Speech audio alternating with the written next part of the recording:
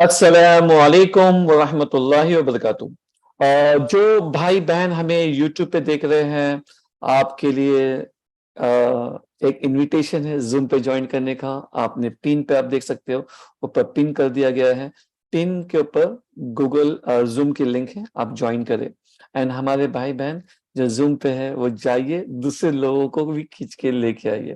اسی کے ساتھ میں ہم جاتے ہیں اور دعا کرتے ہیں کہ اللہ سبحانہ تعالیٰ اسی طریقے سے ہمیں علم کے راستے پہ رکھے اور ہم سبھی کے لیے جنت کا راستہ آسان بنائے۔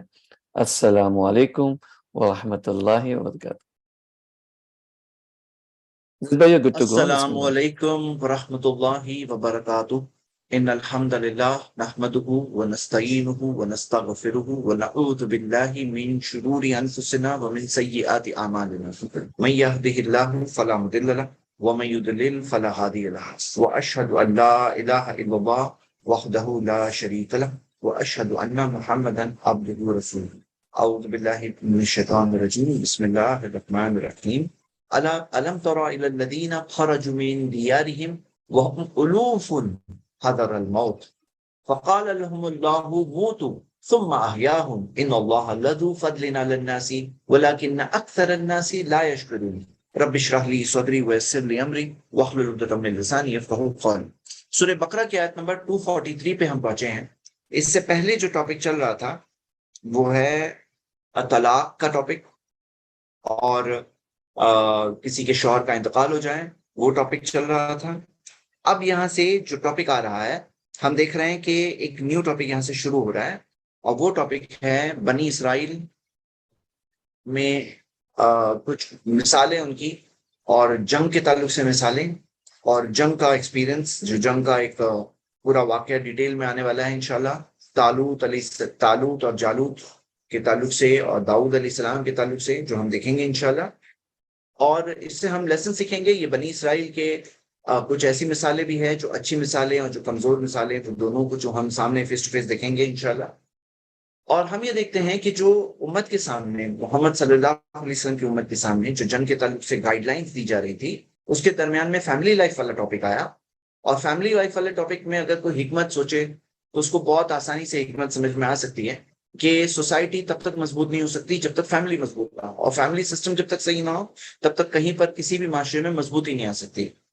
صرف جنگ سے بات نہیں ہوتی، بلکہ فیملی کا سوشل سسٹم اسٹرانگ ہونا چاہیے۔ وہ سوشل سسٹم پہ بات ہو گئی، اب پھر سے ہم جنگ کے ٹاپک پر آ رہے ہیں۔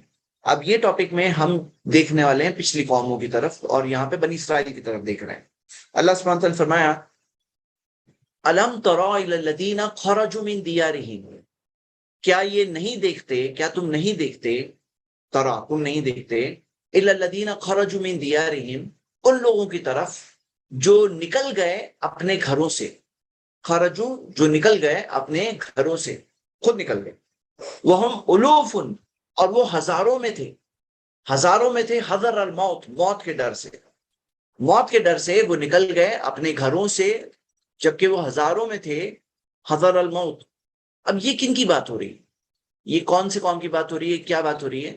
اگر آپ تفسیر میں کثیر میں دیکھیں، اور کچھ روایتیں وہاں پہ موجود ہیں، اور جس سے ہمیں کچھ ڈیٹیلز، عبداللہ ابن عباس سے ایک روایت ہے موجود، اور اس حدیث کے اندر کچھ ڈیٹیلز ملتی ہیں، اور اس کی کئی سندیں ہیں جو موجود ہیں، اور امام سیوطی نے بھی ان سندوں کے بارے میں ڈسکشن کیا ہے۔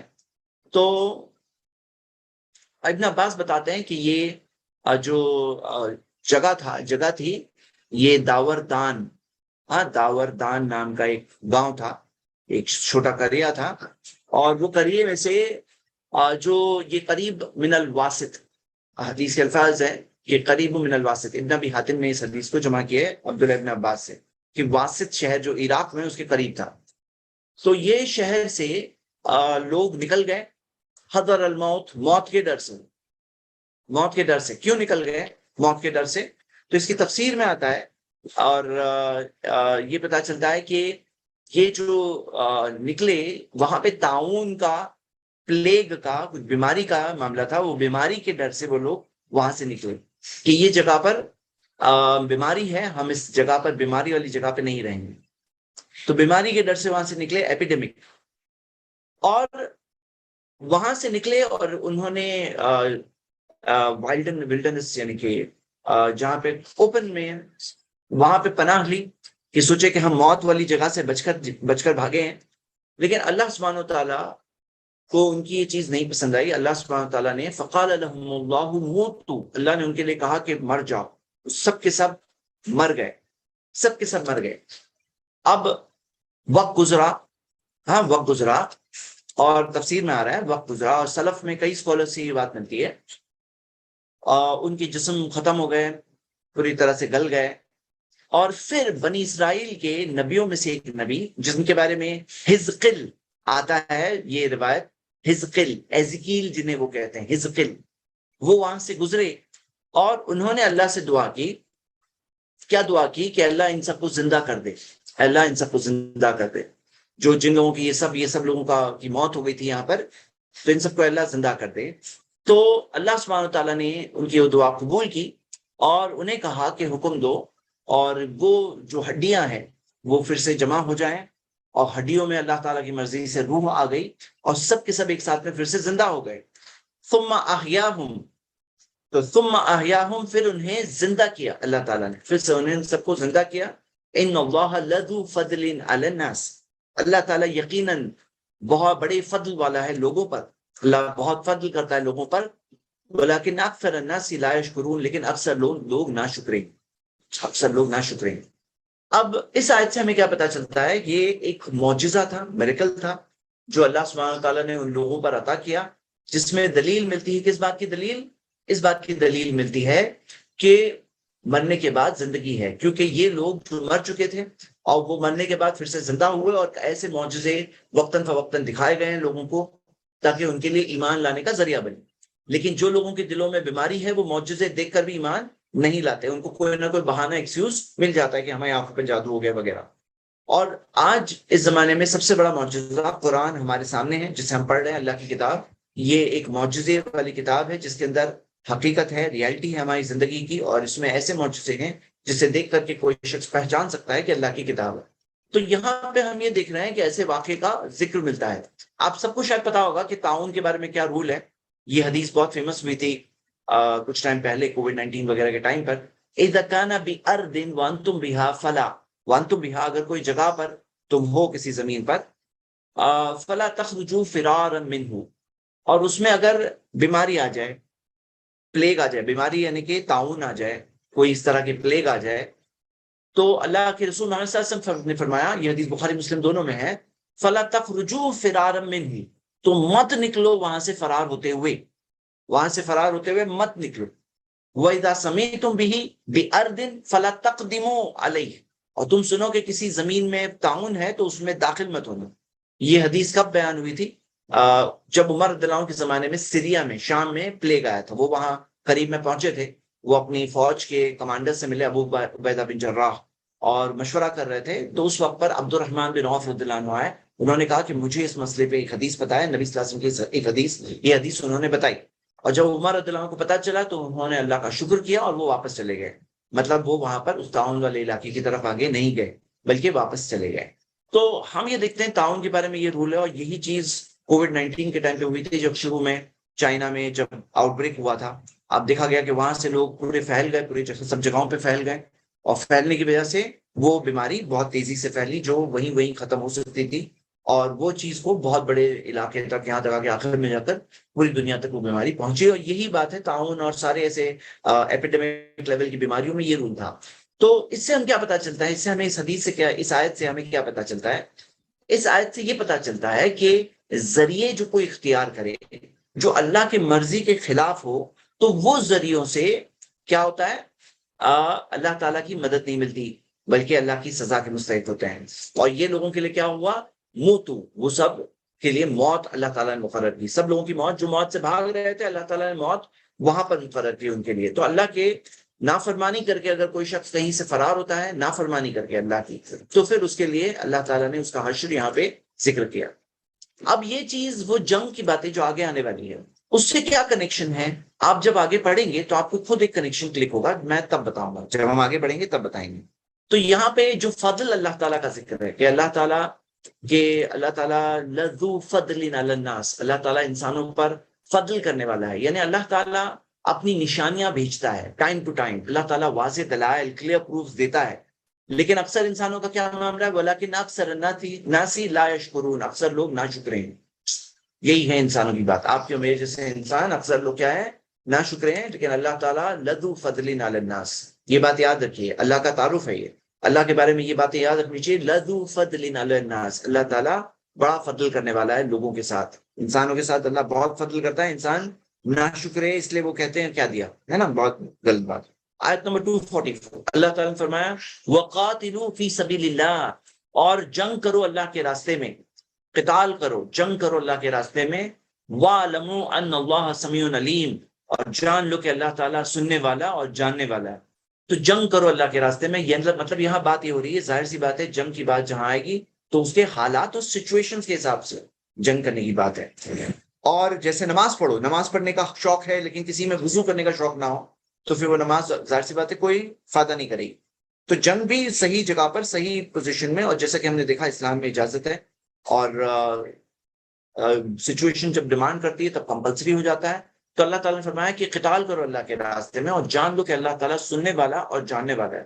اللہ تعالیٰ سننے والا ہے اور جاننے والا ہے. پھر اللہ تعالیٰ نے فرمایا من ذا الذی یقرض اللہ قرضا حسنا، کون ہے جو اللہ تعالیٰ کو دے گا ایک قرض حسنا. قرض حسنا کون ہے جو اللہ تعالیٰ کو دے گا؟ تو ہم دیکھتے ہیں کہ قرض حسنا، یقرض اللہ قرضا حسنا، یہ الفاظ قرآن میں کئی جگہوں پہ، قرض حسنا کے بارے میں، قرضا حسنا یہ 6 جگہوں پہ قرآن میں. اور کون ہے جو اللہ کو قرض حسنا دے گا؟ مطلب اللہ تعالیٰ نے انسانوں کو ابھارا ہے کہ وہ اللہ کے راستے میں خرچ کرے، لیکن یہ نہیں کہا کہ تم بس اسپینڈنگ کر رہے ہو، یہ کہا یہ قرض ہے، یہ قرض حسنا ہے. فَيُضَاعِفَهُ، اللہ اسے بڑا کر دے گا، لہو اسے بڑا کر دے گا، اضعافاً کثیرتاً، بہت کئی گنا بڑھا کے دے گا، کئی گنا بڑھا کے دے گا. کتنے گنا بڑھا کے دے گا؟ مثل الذی ينفقون اموالهم فی سبیل اللہ، وہ لوگوں کی مثال جو اللہ اپنے مال کو اللہ کے راستے میں خرچ کرتے ہیں. کمثل حبۃ، ان کی مثال ایک بیج کی ہے، انبتت سبع سنابل فی کل سنبلۃ مئۃ حبۃ، وہ ایک بیج میں سے 7 بالیاں نکلتی ہیں، ایک ایک بالی میں 100 بیج ہے. واللہ یضاعف لمن یشاء، اللہ جس سے چاہتا ہے بڑھا کر دیتا ہے. تو اللہ سبحانہ تعالیٰ قادر ہے، اللہ تعالیٰ جس سے چاہتا ہے بڑھا کر دیتا ہے. ایک منٹ جی. تو یہاں پہ ہم یہ دیکھتے ہیں کہ بڑھا کے دیتا ہے. اللہ تعالیٰ نے اس بات کا ذکر کیا اس آیت میں، فَيُضَاعِفَ فَهُ لَهُ. تو میں آپ کو اس چیز کے تعلق سے قرضاً حسنا کے بارے میں یہ بتا رہا تھا کہ قرض بتایا اللہ تعالیٰ نے، کہ یعنی ایسا نہیں ہے کہ تم دو گے اور ریٹرن میں نہیں آئے گا، یہ قرض ہے، قرض ہے نا. اور قرض کس کو دے رہے ہو؟ اللہ کو دے رہے ہو. اور پھر صحیح مسلم کی حدیث یہ بھی ہے، مَن یُقْرِضُ غَیْرَ عَدِیمٍ وَلَا ظَلُومٍ، کون دے گا ایک ایسے کو جو نہ غریب ہے نہ ظالم ہے. مطلب اللہ تعالیٰ کو نہ غریب ہے، اللہ غریب نہیں ہے، اور نہ ظالم ہے، یعنی کسی کو کا قرض لوٹائے گا نہیں، ایسا نہیں ہوگا. تو تم جو اللہ کے راستے میں خرچ کرتے ہو یہ ایٹیٹیوڈ رکھو، یہ قرض دے رہا ہوں میں اللہ تعالیٰ اس چیز کو کئیوں گنا بڑھا کر واپس دے گا. اللہ سبحانہ تعالیٰ نے اس چیز کا ذکر کیا ہے.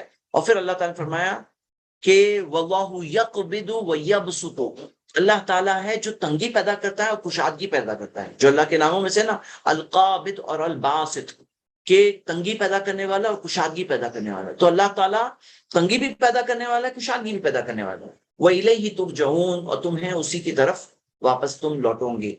تو ہم سب کسی طرف واپس لوٹیں گے؟ اللہ ہی کی طرف واپس لوٹیں گے. لوٹائے جاؤں گے، مجھے تم اسی کی طرف واپس لوٹائے جاؤں گے. اب یہاں پر اس میں ایک بات غور کریے کہ اللہ تعالیٰ نے یہاں پہ تنگی اور کشادگی کا ذکر کیا اللہ کے راستے میں خرچ کرنے کے حکم کے بعد.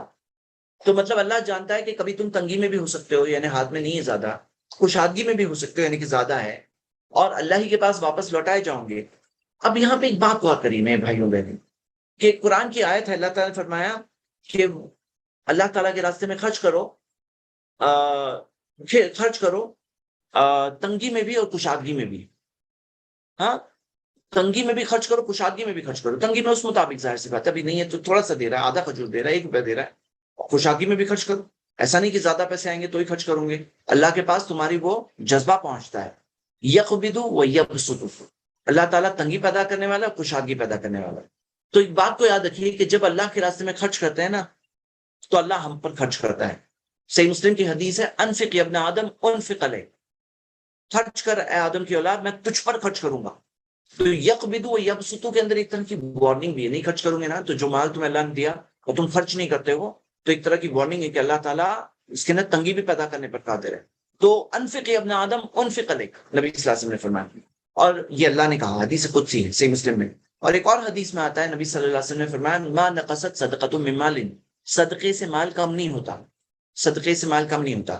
ایک اور چیز ہم دیکھتے ہیں کہ یہاں پہ اگلی آیت میں، یہ پچھلی آیت میں جنگ کے بارے میں بات آئی، اگلی آیت میں مثال وہ جنگ کی آنے والی ہے، اور جنگ کے اندر بڑی اسپینڈنگ کی ریکوائرمنٹ ہوتی ہے، اور وہ چیز کے بارے سے ہم یہ دیکھ رہے ہیں کہ یہاں پر ساتھ میں یہ چیز بھی ذکر ہے وار ایفرٹس میں. جیسے ہم نے مثالیں دیکھتے ہیں، میں نے آپ کو یوکرین وار کی مثال دی تھی، اس کے اندر کتنے سارے پیسے خرچ ہو رہے ہیں، لوگ دنیا بھر میں فنڈ ریز کر رہے ہیں. تو یہ کیا ہے، وار میں خرچے کی ضرورت ہوتی ہے. جو آیت نمبر 44 میں جنگ کی بات آئی، اور پھر آیت نمبر 45 میں کس چیز کی آئی، اللہ کے راستے میں خرچ کرنے کی بات آئی. تو یہ تین کا کنیکشن جو میں بتا رہا تھا کہ وہ لوگ جو نکلے تھے حذر الموت، موت کے ڈر سے نکلے تھے، اللہ کے جو شریعت کی نافرمانی کرتے ہوئے. ان کے زمانے میں شریعت تھی نہیں تھی مجھے نہیں پتا، لیکن بظاہر دکھ رہا ہے کہ شاید رہی ہوگی، کیونکہ یہ اس جو حذر الموت سے نکلے تھے یہ تھوڑا سا ڈسلائک طریقے سے ذکر ہے. حذر الموت، موت کے ڈر سے نکلے تھے، لیکن اللہ تعالیٰ نے ان کے لیے کیا سزا رکھی، اللہ تعالیٰ نے معاملہ رکھا موتو، اور پھر ثم احیاہم، پھر اللہ نے پھر انہیں موقع دیا. ایک معجزہ انہوں نے دیکھا، اس قوم کے زمانے کے لوگوں نے دیکھا جب وہ زندہ ہوئے. تو یہاں پہ آپ یہ دیکھیے کہ پتہ ہے لیسن یہ ہے کہ جب موت آنی ہے نا تو تم موت سے بچ کے بھاگ نہیں سکتے. جب موت آنی ہے تب تو آ کر رہے گی، ہاں، تب اس وقت پر ہم موت سے بچ کر جا نہیں سکتے. یہ بات ہم دیکھ رہے ہیں، یہ لیسن ہے جو ہمیں سکھایا گیا. اور اگر آپ دیکھو گے اللہ تعالیٰ نے کیا فرمایا، سورہ آل عمران کی آیت نمبر 168 ہے، الذین قالوا لاخوانہم، وہ لوگ جو اپنے بھائیوں کے بارے میں کہتے ہیں، وہ قعدوا، ہاں، جبکہ وہ بیٹھے رہے، جبکہ وہ بیٹھے رہے یعنی جنگ میں نہیں گئے. لو اطاعونا، اگر وہ ہماری بات مان لیتے، ما قتلوا، تو ان کا قتل نہیں ہوتا، وہ نہیں مرتے تھے. اگر ہماری بات مانتے تو مرتے نہیں تھے. تو اللہ تعالیٰ نے کہا قل، ان سے کہو، فدروا عن انفسکم الموت، کہ اپنی خود کی موت کو ٹال کے بتاؤ، اپنی خود کی موت کو ٹال کے بتاؤ، ان کنتم صادقین، اگر سچے ہو تو ٹال کے بتاؤ. تو حقیقت کیا ہے نا، آپ دیکھو گے مثال ایک ہے ہمارے پاس بہت بڑی مثال، خالد بن ولید رضی اللہ عنہ. کتنی ساری جنگیں لڑیں کہ جب وہ موت کے ان کا وقت آیا تھا، ہاں موت کا وقت تھا، اور کہاں پہ مر رہے تھے، انتقال کہاں ہو رہا تھا، بستر پر. انہوں نے کہا کہ میں نے اتنی ساری جنگوں میں شریک ہوا ہوں، میرے جسم کا کوئی حصہ نہیں جہاں کوئی زخم یا کوئی چیز زخم نے نہیں لگا ہے، یعنی کہ اس کے نشانات موجود ہیں، اور یہاں میں اپنے پلنگ پہ مر رہا ہوں جس طرح ایک اونٹ مرتا ہے، ان کے الفاظ ہے. اور وہ کہتے ہیں کہ جو جو لوگ جو بزدل لوگ ہوتے ہیں، ہاں، ان کی آنکھوں کو کبھی موت، کبھی نیند نہ چکھے. تو حقیقت کیا ہے، یہی ہے حقیقت کہ زندگی موت اللہ کے ہاتھ میں ہے. ایک انسان کہیں سے بچ کے بھاگتا ہے، اور پھر اللہ تعالیٰ نے اس کی موت کہاں رکھی، وہ تو آ کے رہے گی، ہاں آ کے رہے گی. یہ ریالٹی ہے لائف کی. اور آیت نمبر، تو یہ لیسن یہاں سے بات آ رہی تھی، اور یہ تین آیتوں میں یہ بات کنیکٹڈ ہے. آئیے ہم آیت نمبر 46 پہ آتے ہیں، 246. اب اس کی مثال، پریکٹیکل مثال. الم ترى الى الملأ من بنی اسرائیل، کیا آپ نے نہیں دیکھا، ہاں، الم ترى، یہ الم ترى جو ہے نا قرآن میں کئی جگہوں پہ الم ترى. اچھا، ترا جو ہے، ترا کا مطلب کیا تم نے نہیں دیکھا، سنگولر واحد جن سے حاضر کا صیغہ ہے، مطلب ترا، کیا تم نہیں دیکھتے، کیا تم نے نہیں دیکھا، ہاں، ترا ماضی کا صیغہ ہے، کیا تم نے نہیں دیکھا. اب یہ تم نے نہیں دیکھا، یہ دیکھا جیسے کیا تم یہ نہیں دیکھتے، سوچنے کے لیے بھی آتا ہے، غور کرنے کے لیے بھی آتا ہے. انگلش میں بھی اگر کہیں کہ ڈونٹ یو سی دس، مطلب سی دس کا مطلب یہ نہیں ہے کہ سی اٹ لٹرلی، مطلب کہ کیا تم اس بات کو سمجھ نہیں سکتے. تو اللہ تعالیٰ نے علم ترا کی طرح اندر لوگوں کا دھیان اس طرف کھینچا ہے خاص. اللہ تعالیٰ ڈائریکٹلی بتا سکتے، لیکن جب اللہ تعالیٰ علم ترا، جیسے مثال کے طور پہ قرآن میں آتا ہے علم ترا 33 پلیسز میں قرآن میں، اور علم یرو، کیا وہ لوگ نہیں دیکھتے، یہ 5 جگہوں پہ، یا اولم یرو، کیا وہ لوگ یہ نہیں دیکھتے 12 جگہوں پر. تو یعنی کہ اللہ تعالیٰ نے انسانوں کو اٹریکٹ کیا ہے کہ سوچو، دیکھو. ترا کا مطلب کیا ہے، دیکھو، غور کرو، تھنک اباؤٹ اٹ. علم ترا، تو اللہ وانٹس اس ٹو سی، کیا چیز، الی الملأ من بنی اسرائیل، جو سرداروں کو، بنی اسرائیل کے سرداروں کو، من بعد موسیٰ کے بعد کے زمانے کی بات ہے، اب سرداروں کی بات ہو رہی ہے، کیونکہ اب یہاں پر بنی اسرائیل جو وہاں سے نکل چکے تھے فرعون کے کنٹرول سے، اور موسیٰ علیہ السلام کے زمانے میں کیا ہوا تھا کہ ان کو وہ شہر میں داخل ہونے تیار نہیں تھے، 40 سال تک یتیہونا، ان کو وہیں پہ ریگستان میں گھومنے کی سزا ملی، اور 40 سال بعد کیا ہوا، اللہ ایسی قوم آئی، نئی قوم آئی، نئی جنریشن آئی، انہوں نے پھر انہیں فتح ملی۔ فتح ملنے کے بعد آگے جا کر وقت اور بدلا پھر سے، اور وقت بدلنے کے بعد آگے کے زمانے کی بات ہے، اذ قالوا لنبی، جب یہ لوگوں نے جو سردار تھے بنی اسرائیل کے، من بعد موسیٰ علیہ السلام کے زمانے کے بعد، انہوں نے کہا اپنے نبی سے، یہ ایک نبی سے، نبیین ایک نبی، اب یہ نبیین جو ایک نبی کا نام کیا ہے، یہ کون سے نبی تھے؟ تو ڈائریکٹلی قرآن کے اندر تو وہ نبی کا نام ذکر نہیں ملتا ہے، اور مجاہد جو تابعی ہے وہ کہتے ہیں کہ یہ شمویل، شمویل جسے کرسچنز کہتے ہیں سیمیول، ہاں کرسچن سیمیول کہتے ہیں شمویل، اور کچھ کہتے ہیں کہ یہ شمون تھے، سائمن۔ تو اللہ نوز بیسٹ، یہ سیمیول کے بارے میں بات ہو رہی ہے، اللہ نوز بیسٹ تابعی کا قول ہے، اور وہ کہتے ہیں کہ یہ شمویل تھے۔ تو یہ نبی جو نبی تھے، انہوں نے ان سے یہ لوگوں نے کہا، اذ قالوا لنبی لہم، انہوں نے اپنے نبی سے کہا، لہم اپنے نبی سے، ایک منٹ، اپنے نبی سے کہا، اپنے نبی سے کہا سے مراد کیا ہے؟ اپنے نبی سے کہا، اس سے بات یہ بتا رہے ہیں، اور مفسرین یہ بتاتے ہیں کہ ان کو کنٹینیوس نبی انبیاء ملتے تھے، تو جو اس زمانے کا نبی تھا، جو ان کا نبی تھا، اس سے انہوں نے اپنے نبی سے کہا، کیا نبی سے کیا کہا؟ ابعث لنا ملکا، کہ ہمارے لیے متعین کریں، ہمارے لیے مقرر کریں بادشاہ، ایک بادشاہ مقرر کریں، نقاتل فی سبیل اللہ، جس کے ساتھ ہم جنگ کریں اللہ کے راستے میں، جنگ کریں اللہ کے راستے میں۔ اب یہ شکستوں کا معاملہ ان کا ہو گیا تھا، دبے کچلے حال میں تھے۔ قال هل عصیتم ان کتب علیکم القتال الا تقاتلوا، انہوں نے کہا، نبی نے کہا کہ کیا تم فرمانی کرو گے اگر تم پر قتال، جنگ مقرر کی گئی، اللہ تقاتلو، اور تم نہ لڑو، ایسا تم جنگ متعین کی گئی اور تم نہیں لڑو، تو تم کہیں نافرمانی تو نہیں کرو گے؟ قالوا، انہوں نے کہا، وما لنا الا نقاتل فی سبیل اللہ، کہ ہم ہرگز نہیں، ہاں وما لنا، ہم کیسے منع کر سکتے ہیں، اللہ نقاتل فی سبیل اللہ، کہ ہم قتال کریں، جنگ کریں اللہ کے راستے میں، وقد اخرجنا من دیارنا، جبکہ ہمیں اپنے گھروں سے باہر نکال دیا گیا ہے۔ تو ان کا معاملہ اب یہ تھا کہ وہ گھروں سے باہر نکال دیے گئے تھے، وہ ابنائنا، ان کی اولاد ان سے الگ کر دی گئی تھی، اولاد سے دور کر دیے گئے تھے۔ تو وہ کہتے ہیں ہمارا یہ حال ہے تو ہم کیسے نہ لڑیں، مطلب ہاؤ از اٹ پاسبل کہ ہم نہ لڑیں؟ وہ کہتے ہیں فلما، پھر آگے آتا ہے فلما کتب علیہم القتال، لیکن جب قتال ان پر متعین کیا گیا، جب جنگ ان کے اوپر متعین کی گئی، تولوا، وہ پلٹ گئے، الا قلیلا منہم، ان میں سے بہت کم کے علاوہ باقی سب پلٹ گئے۔ یہ تھا معاملہ کہ جنگ کرنا ہے، جنگ کرنا ہے، جب جنگ کا حکم آ گیا تو کیا ہو گیا؟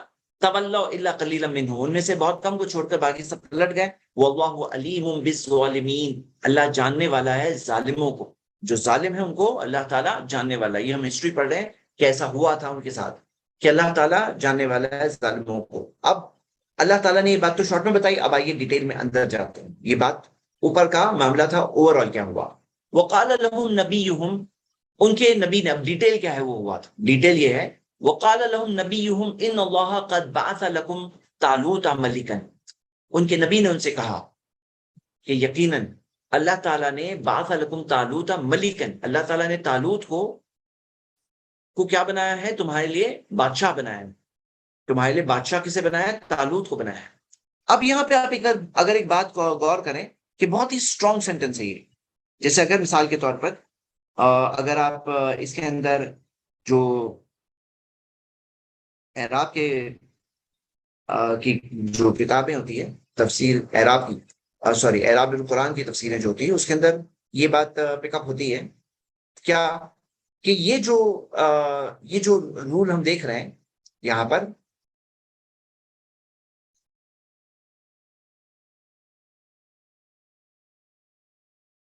کہ آپ یہ دیکھیں گے کہ یہ جو رول ہم یہاں دیکھ رہے ہیں وہ یہ ہے کہ اللہ سبحانہ تعالیٰ نے جس طریقے سے یہ خطاب کیا ہے، جس طریقے سے بتایا ہے، ہاں، تو جیسے فار ایگزامپل یہ عام طور پہ نا، جیسے آپ اردو ترجمہ سے دیکھو، اللہ نے متعین کیا، اللہ نے بھیجا ہے تمہارے لیے، متعین کیا ہے، اللہ نے متعین کیا ہے تمہارے لیے طالوت کو ملکا، اللہ نے طالوت کو بادشاہ متعین کیا ہے تمہارے لیے، یہ ہے نارمل سینٹینس. لیکن جب لکم جو جار مجرور جو مقدم یعنی کہ آگے ہو کر آتا ہے تو اس کے اندر کیا ہے، یہ ایمفسس کیا ہے کہ یہ تمہارے لیے ہے. لکم تمہارے لیے اس بات پر خاص یعنی فوکس ہم دیکھ رہے ہیں موجود ہے، خاص فوکس. اچھا باسا، باسا جو ہے نا، باسا کے بارے میں عام طور پہ باسا کا مطلب ہے کہ آپ کو پتا ہے باس بادل موت، ہاں باس بادل موت یعنی موت کے بعد میں جو اٹھائے جانا.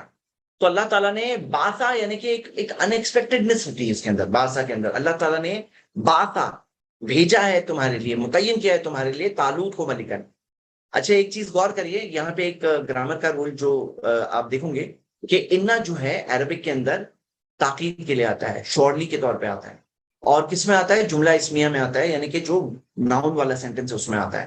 اور قد جو آتا ہے فیل کے پہلے آتا ہے، قد بھی تاکید کے لیے آتا ہے. یہاں پہ ان اللہ قد بعث لکم طالوتا، یعنی کہ دونوں چیز موجود ہے، جو جملہ اسمیہ کی تاکید اور جملہ فعلیہ کی تاکید، دونوں تاکید یہاں پر موجود ہے. یعنی کہ بہت اسٹرانگ ہے، یعنی کہ جو جس طرح سے انہوں نے کہا جو نبی نے، اس طرح سے کہا کہ کوئی آرگیومنٹ باقی نہیں رہے. یقیناً اللہ تعالیٰ نے یقیناً تمہارے لیے متعین کیا ہے، بھیجا ہے طالوت کو ملکن، ملکن واضح بادشاہ بنا کے بھیجا ہے، بادشاہ کے طور پر بھیجا ہے. قالوا ان یکون له الملک، انہوں نے کہا کہ ہمارے لیے انا یکون له الملک، ان کے لیے کیسے بادشاہت ہو سکتی ہے، ملک علینا، ہم پر بادشاہت ان کی کیسے ہو سکتی ہے طالوت کی. ونحن احق بالملک منه، جبکہ ہم بادشاہت کے ان سے زیادہ مستحق ہم ہیں بادشاہت کے زیادہ مستحق. ولم یوتا ساعۃ من المال، اور انہیں مال کی وسعت بھی نہیں اس کے پاس، یعنی کہ غریب آدمی ہے طالوت. طالوت کے پاس مال کی وسعت بھی نہیں ہے، یعنی کہ بہت مالدار ہوتے ہیں نا، جیسے آج ہم دیکھتے ہیں مالداروں کا گیم ہوتا ہے. اور یہ کون تھے؟ یہ کون تھے؟ اس سے پچھلی آیت میں کیا آیا تھا؟ ملئی، ملئی من بنی اسرائیل، یہ سرداروں کا معاملہ تھا. جو سردار تھے یعنی کہ سب یہ لوگ تو مالدار لوگ تھے پکا، اور سرداروں کی بات تھی من بنی اسرائیل. اور وہ کیا کہہ رہے ہیں کہ ہم بادشاہت کے زیادہ مستحق ہیں طالوت سے زیادہ. طالوت ہم پہ کیسے بادشاہ متعین ہو سکتے ہیں؟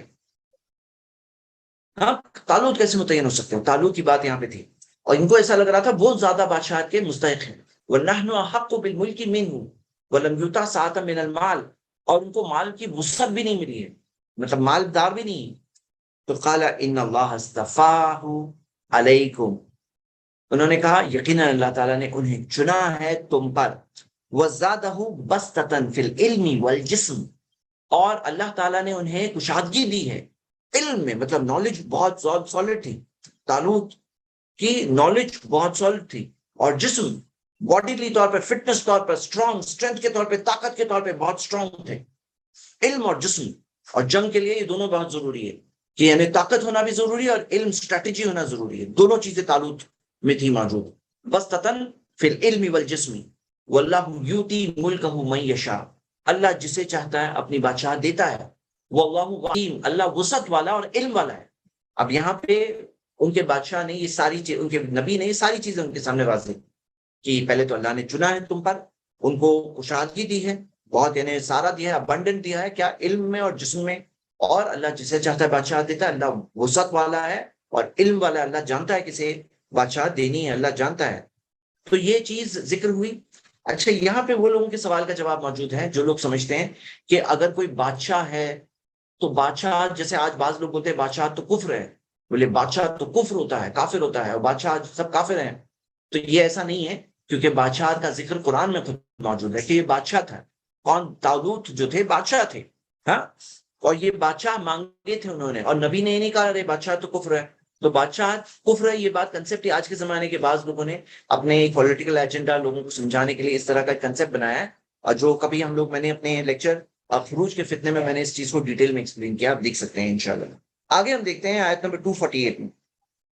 وقال لهم نبیہم، ان کے نبی نے ان سے کہا، ان آیت ملک ہی، ان کی بادشاہت کی ایک نشانی یہ ہے، یقیناً ان کے بادشاہ کی نشانی یہ ہے، یاتیکم التابوت، کہ تمہارے پاس تابوت واپس آئے گا، آ جائے گا. تابوت فیہ سکینۃ من ربکم، اس میں تسکین ہے تمہارے رب کی طرف سے.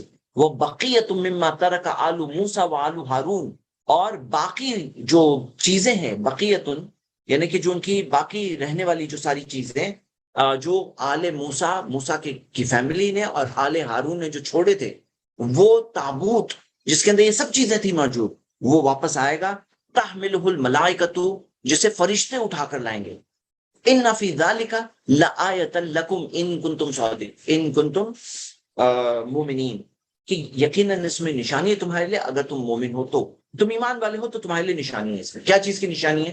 نشانی ہے کہ جو یہ نبی ہیں ان کے، یہ انہیں صحیح بات بتا رہے ہیں، اللہ کے سچے نبی ہیں، اور انہوں نے جو بات کی کہ طالوت کو اللہ تعالیٰ نے مقرر کیا، یہ اللہ کا فیصلہ ہے، اس فیصلے کو انہیں مان لینا چاہیے۔ اب یہ جو تابوت کا معاملہ ہے، یہ تابوت ان کے پاس سے ایک بادشاہ نے لے لیا تھا، ابن کثیر نے اس کی ڈیٹیلز بتائی ہے کہ اس سے پہلے جنگ کے اندر جب وہ ہارے تھے تو وہ تابوت ان کے پاس سے چلی گئی تھی، تابوت اور کے اندر جو تورات بھی تھی ان کے پاس، وہ اس پہ چلتے تھے، اب تورات بھی ان کے ہاتھ سے چلی گئی تھی، تو اس کے بعد سے ان کے اندر کمزوری آ گئی، اور جب وہ وہی جو ان کے پاس تھی کتاب جو موجود تھی تورات، جب ان کے پاس وہ نہیں موجود رہی، جو میموری میں تھی اس حساب سے انہوں نے کیا، لیکن جب وہ واپس آ گئی ایک بہت بڑی نشانی، ایک سکون تھا ان کے لیے، ایک ان کے لیے ایک اطمینان تھا یہ، تو یہ ایک نشانی کے طور پہ اللہ تعالیٰ نے بھیجا۔ یہاں پہ ہم یہ چیز دیکھ رہے ہیں، تو یہاں پہ کیا ہم نے دیکھا اس یہاں تک کہ انہوں نے سوال اٹھایا، کیا سوال اٹھایا؟ کیا سوال اٹھایا کہ طالوت کیسے بادشاہ ہو سکتے ہیں؟ ہاں، طالوت کیسے بادشاہ ہو سکتے ہیں؟ انا یکون، ٹاپ لائن دیکھیے اوپر کی رہے، انا یکون لہ الملک، کہ طالوت کیسے ہم پر بادشاہ مقرر ہو سکتے ہیں؟ آپ کو بھی پتا ہوگا انا جو ہے، انا عربک میں کیفا ہے کیسے کے لیے، انا کب آتا ہے وہ بھی کیسے۔ ہاں، انا کا مطلب کیا ہے؟ جب اس کے اندر ایک انبلیویبل چیز ہوتی ہے۔ ہاں، انا لکی ھذا، جو جب بنی اسرائیل نے مریم علیہ السلام سے کہا کہ تم یہ کیسے لے کر آئے بچہ، کہیں شاکنگ ویلیو ہوتی ہے نا، تو یہاں پہ انا تب وہاں پہ آتا ہے، قیامت کے دن کے تعلق سے آیتوں میں کئی بار یہ انا لفظ ہمیں ملتا ہے۔ تو اب یہ دیکھوں گے کہ یہ لوگوں نے سوال پوچھا، اور سوال کے جواب میں ان کو جواب بھی ملا اور ایک معجزہ بھی ملا، اور معجزہ ملا جس سے طالوت کی بادشاہت لوگوں نے قبول کر لی اور تسلیم کر لی، کیونکہ ایک معجزہ ان کے پاس بھیجا گیا، فرشتے لے کر وہ تابوت آئے تھے، اور جس کے اندر ان کے لیے سکون تھا، اور وہ کیا چیزیں تھیں اس تابوت کے اندر؟ تو ہم دیکھتے ہیں ابن جریر الطبری ابن عباس سے ایک روایت میں بیان کرتے ہیں کہ وہ کہتے ہیں کہ موسیٰ علیہ السلام کا عصا، اور جو انہیں جو تختیاں ملی تھی جس کے اوپر تورات لکھی تھی، اس میں سے جو باقی تھی جو چیزیں جو موجود تھیں، وہ چیز اس میں موجود تھی۔ ہاں، اور بعض لوگوں نے کہا کہ نہیں، وہ تختیاں تھی موجود، اور اس کے اندر من کا بھی ایک کچھ تھا معاملہ، اللہ نے اس بیسٹ، اللہ بہتر جانتا ہے کہ کیا تھا۔ یہ سفیان الثوری سے یہ بات ہمیں ملتی ہے، ٹھیک ہے۔ تحملہ الملائکۃ، جسے فرشتے لے کر آئے تھے، اس بارے میں ابن جریج بتاتے ہیں، عبداللہ ابن عباس سے انہوں نے ایک روایت کو نقل کیا ہے کہ فرشتے لے کر آئے تھے تابوت، اور وہ انہوں نے دیکھا کہ آسمان سے زمین کی طرف وہ لے کر آئے اور یہاں تک آ کے طالوت کے سامنے انہوں نے رکھ دیا، فرشتوں نے رکھا، اور یہ ایک معجزہ ہے جو انہوں نے دیکھا، اور لوگوں نے ایمان، یعنی لوگوں کے لیے ایمان بڑھانے والی چیز تھی، جو اس وقت کے نبی تھے جن کے بارے میں شمون، جیسے میں نے بتایا کہ شمون، یا دوسرا جو نام ہمیں ملتا ہے، ایک ہوتا ہے ملتا ہے شمون، اور دوسرا نام ملتا ہے شمویل، جو سیمیول کے لیے، ہاں، شمویل، ٹھیک ہے۔ تو جو نبی تھے ان کے پر نبوت پر ایمان لانے کا بھی ایک ان کے لیے ذریعہ تھا یہ۔ اب اس کے آگے کیا؟ اس کے آگے نیکسٹ آیت ہم پڑھتے ہیں، اللہ تعالیٰ فرمایا، اب جنگ کا انہوں نے خود کہا، اللہ سے، خود اپنے نبی سے کہا کہ اللہ تعالیٰ ہمارے لیے ایک بادشاہ مقرر کرے، اللہ نے بادشاہ مقرر کیا، وہ بادشاہ کو قبول کرنے تیار نہیں تھے، اللہ تعالیٰ نے بھیجا، وہاں پر معجزے بھیجے، یہاں تک کہ بادشاہ کو انہوں نے قبول کیا، اب وہ جنگ کے لیے نکلے۔ لما فصل طالوت بالجنود، جب طالوت، ہاں، جب طالوت چل پڑے، ہاں، طالوت بالجنود، اپنی فوج کے ساتھ، اپنی لشکر کے ساتھ، لشکر، جندن کا مطلب ہے لشکر، جنودن کا مطلب ہے لشکروں کے ساتھ، یعنی کہ ان کے لشکر کو الگ الگ پارٹس میں ڈیوائیڈڈ تھے، بٹالینز وغیرہ۔ قال ان اللہ مبتلیکم بنہر، انہوں نے کہا اللہ تمہیں آزمائے گا نہر پر، جو نہر ہوتی ہے وہاں پہ اللہ تمہیں آزمائے گا، فمن شرب منہ فلیس منی، جو اس میں سے پیے گا وہ میرے ساتھ والوں میں سے نہیں ہوگا.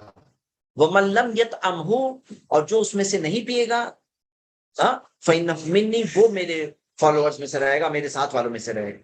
إِلَّا مَنِ اغْتَرَفَ غُرْفَةً بِيَدِهِ، سوائے یہ کہ کوئی اپنے ہاتھ میں ایک چلو لے کر اتنا پی لے، بس اتنا، غرفتم بیدہ، ہاتھ میں ایک چلو پانی پی لے بس. فشربوا منہ الا قلیلا منہم، انہوں نے اس میں سے پیا سوائے ان میں سے بہت تھوڑوں کے، بہت تھوڑوں کے سوا سب نے پانی پیا اس میں سے، یعنی ڈائریکٹ نافرمانی کی. فلما جاوزہ، پھر وہ وہاں سے آگے بڑھے، پار کر کے آگے بڑھے، کیونکہ ابھی یہاں پہ کون آگے بڑھیں گے؟ جنہوں نے نہیں پیا. ہوا والذین آمنوا معہ، وہ اور ان کے ساتھ جو ایمان والے تھے وہ جب آگے بڑھے، کیونکہ ان کے ایمان کا پرکھنے والی چیز تھی یہاں پر. قالوا لا طاقت لنا، انہوں نے کہا، اب یہ ایمان والے تھے لیکن پھر بھی کیا انسان ہے، لا طاقت لنا اليوم بجالوت وجنودہ، انہوں نے کہا کہ جالوت اور اس کی فوج کے خلاف ہمارے پاس کوئی طاقت نہیں. جنودی، یہاں پہ بھی جنودی، فوجیں، جالوت کی فوجوں کے سامنے ہمارے پاس طاقت نہیں، کیونکہ بہت ساروں نے پی لیا اس میں سے. اب ایک بات پہلے یہاں پہ رک کے دیکھ لیتے ہیں، یہ پینے والا معاملہ، پانی میں سے جو پینے کی بات ہے جو منع تھا، تو یہ کیا ہے، یہ کیا معاملہ ہے؟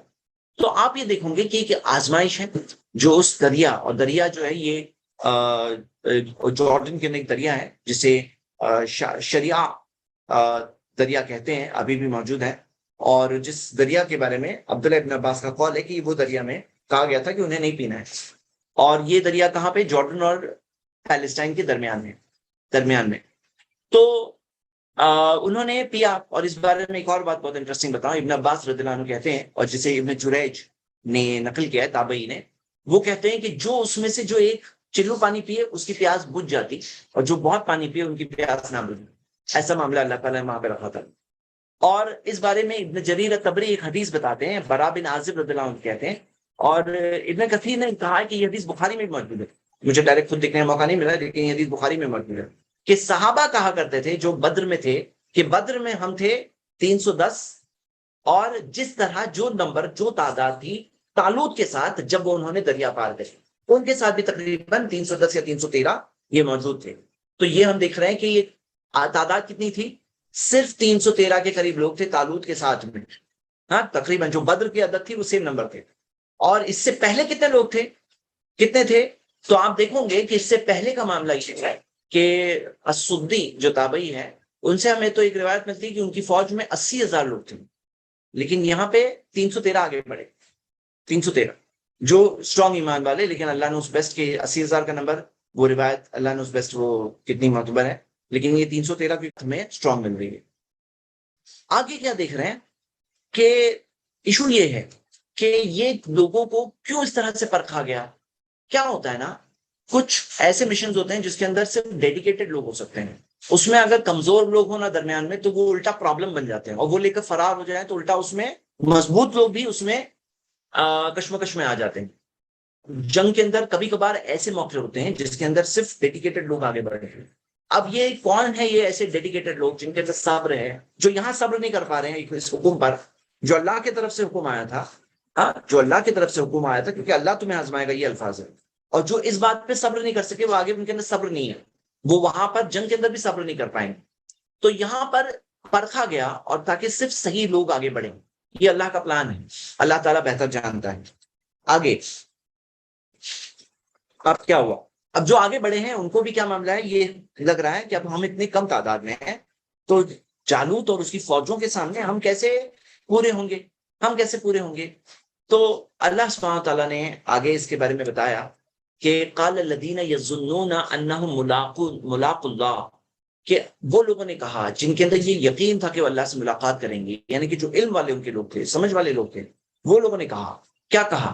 کم من فئۃ قلیلۃ غلبت فئۃ کثیرۃ، کتنے ہی چھوٹی فوجوں نے بڑی فوجوں پر غلبہ پایا ہے، کتنوں نے ہرایا ہے، غالب ہوئے ہیں. چھوٹی فوجیں، کتنی چھوٹی فوجیں بڑی فوجوں پر غالب ہوئے ہیں باذن اللہ، اللہ کی مرضی سے. واللہ مع الصابرین، اللہ صبر کرنے والوں کے ساتھ ہے، اللہ صبر کرنے والوں کے ساتھ ہے. تو یہ کیا معاملہ تھا، یعنی کہ انہوں نے یاد دہانی کے طور پر نصیحت کی اپنے ساتھ والوں کو کہ کتنے ہی بار ایسا ہوا ہے کہ چھوٹی فوجیں بڑی فوجوں پر کامیاب ہوئی. تو اب یہ معاملہ یاد دہانی انہوں نے سامنے رکھی، یعنی کہ وہ آگے بڑھے جنگ کے لیے. اب آگے کیا ہوا؟ وَلَمَّا بَرَزُوا لِجَالُوتَ وَجُنُودِهِ، جب وہ برزو آگے آئے، برزو یعنی آگے آنا، یہاں تک کہ سامنے سامنے فیس ٹو فیس آ جانا. ہاں، وَبُرِّزَتِ الْجَحِيمُ لِمَن يَرَىٰ، کہ جہنم کی آگ پوری طرح سے واضح سامنے لے آئے گی، سامنے فیس ٹو فیس لائی جائے گی. وہ برزو لِجَالُوتَ وَجُنُودِهِ، کہ جب وہ جالوت اور اس کی فوجوں کے سامنے فیس ٹو فیس آئے.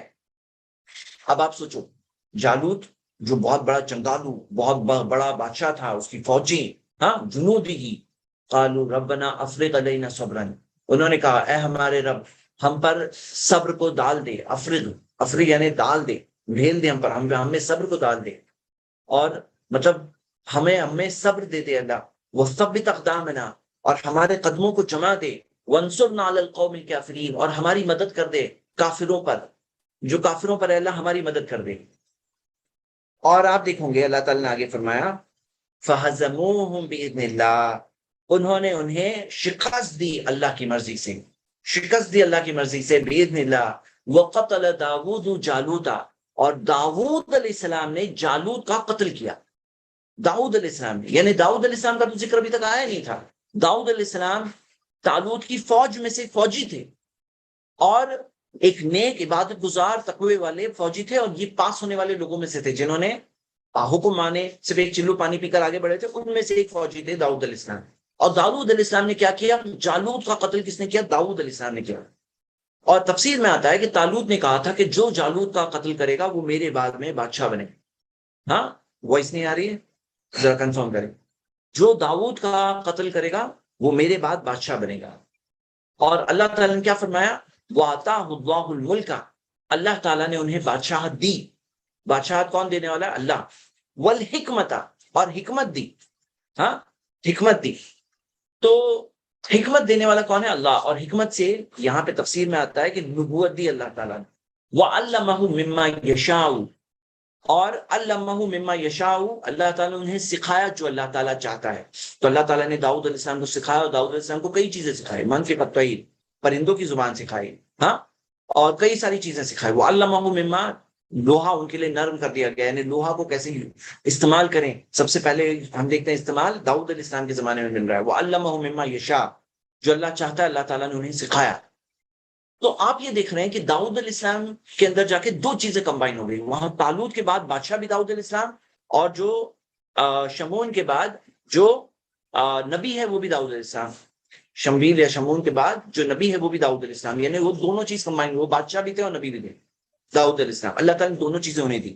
وَلَوْلَا دَفْعُ اللَّهِ النَّاسَ بَعْضَهُمْ بِبَعْضٍ، اگر اللہ لوگوں کو بعض سے نہیں روک، ہاں، نہیں ہٹاتا، کہ بعض لوگوں کو دوسروں کے ذریعے اگر نہیں ہٹاتا، لفسدت الارض، تو وہ یقیناً زمین میں فساد ہو جاتا.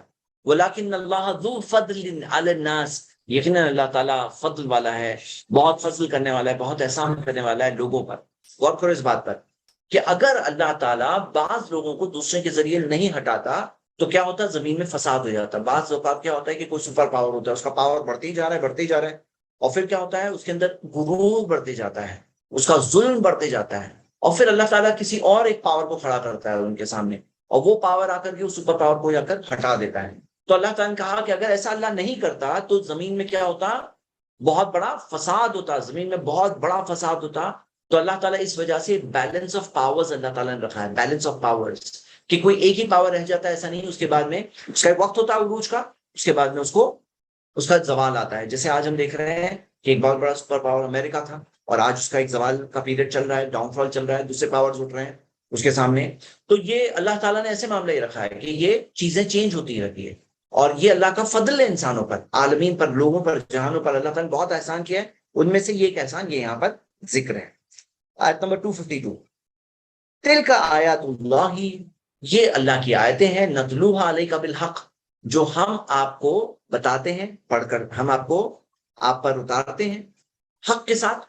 اللہ تعالیٰ نے کہا یہ اللہ کی آیتیں ہیں، یہ اللہ تعالیٰ نے کہا کہ نتلو، جو ہم اتارتے ہیں آپ پر حق کے ساتھ. تو اللہ کی آیتیں ہیں، اللہ تعالیٰ نے اتارا. ہاں، یہ اللہ کی آیتیں ہیں، آیات اللہ.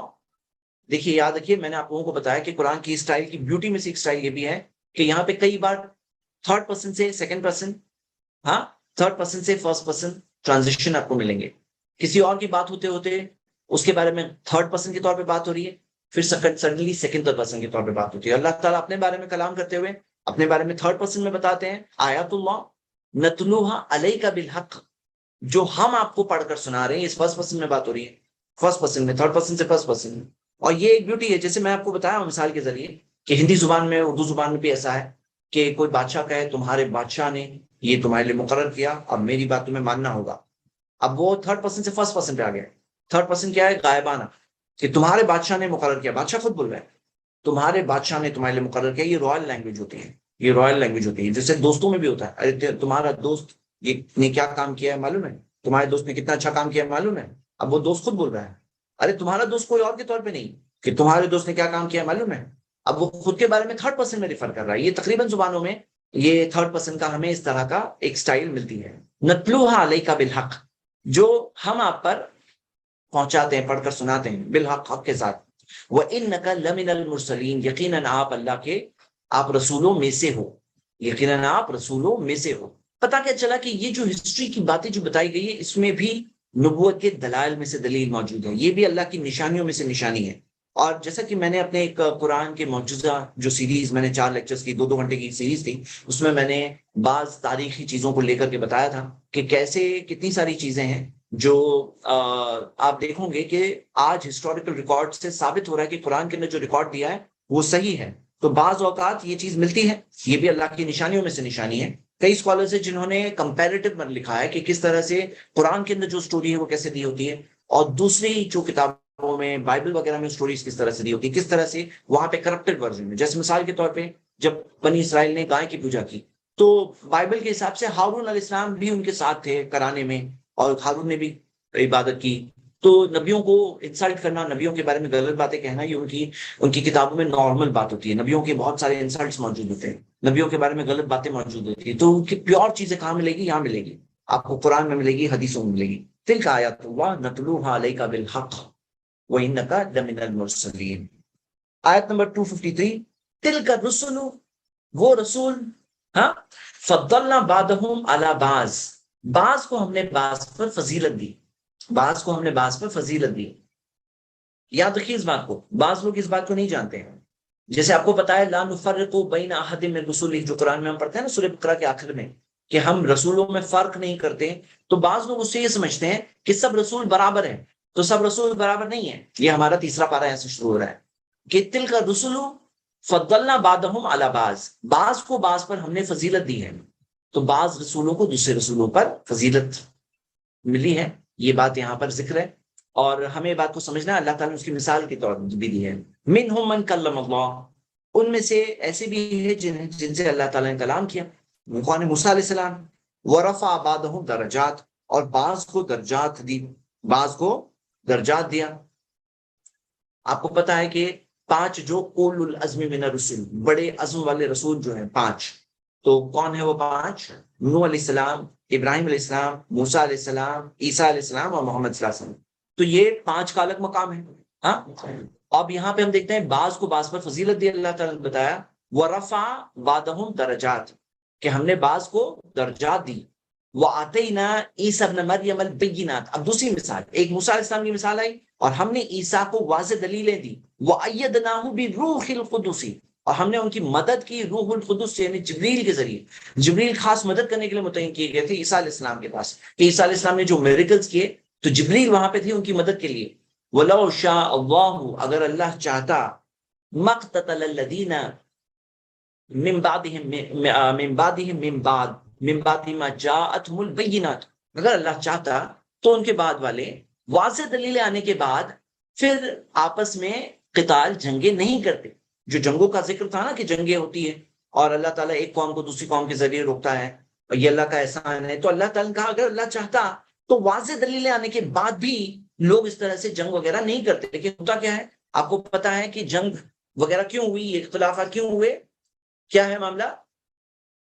بغیم بینہم, آپس میں ایک دوسرے کے بکس کی وجہ سے, ہاں, بغیم بینہم, اور حق کو نہ ماننے کی وجہ سے. تو یہ اس وجہ سے ہے من بعد ما جاءہم البینات, من بعد ما جاءتہم البینات, واضح دلیلیں آنے کے بعد بھی.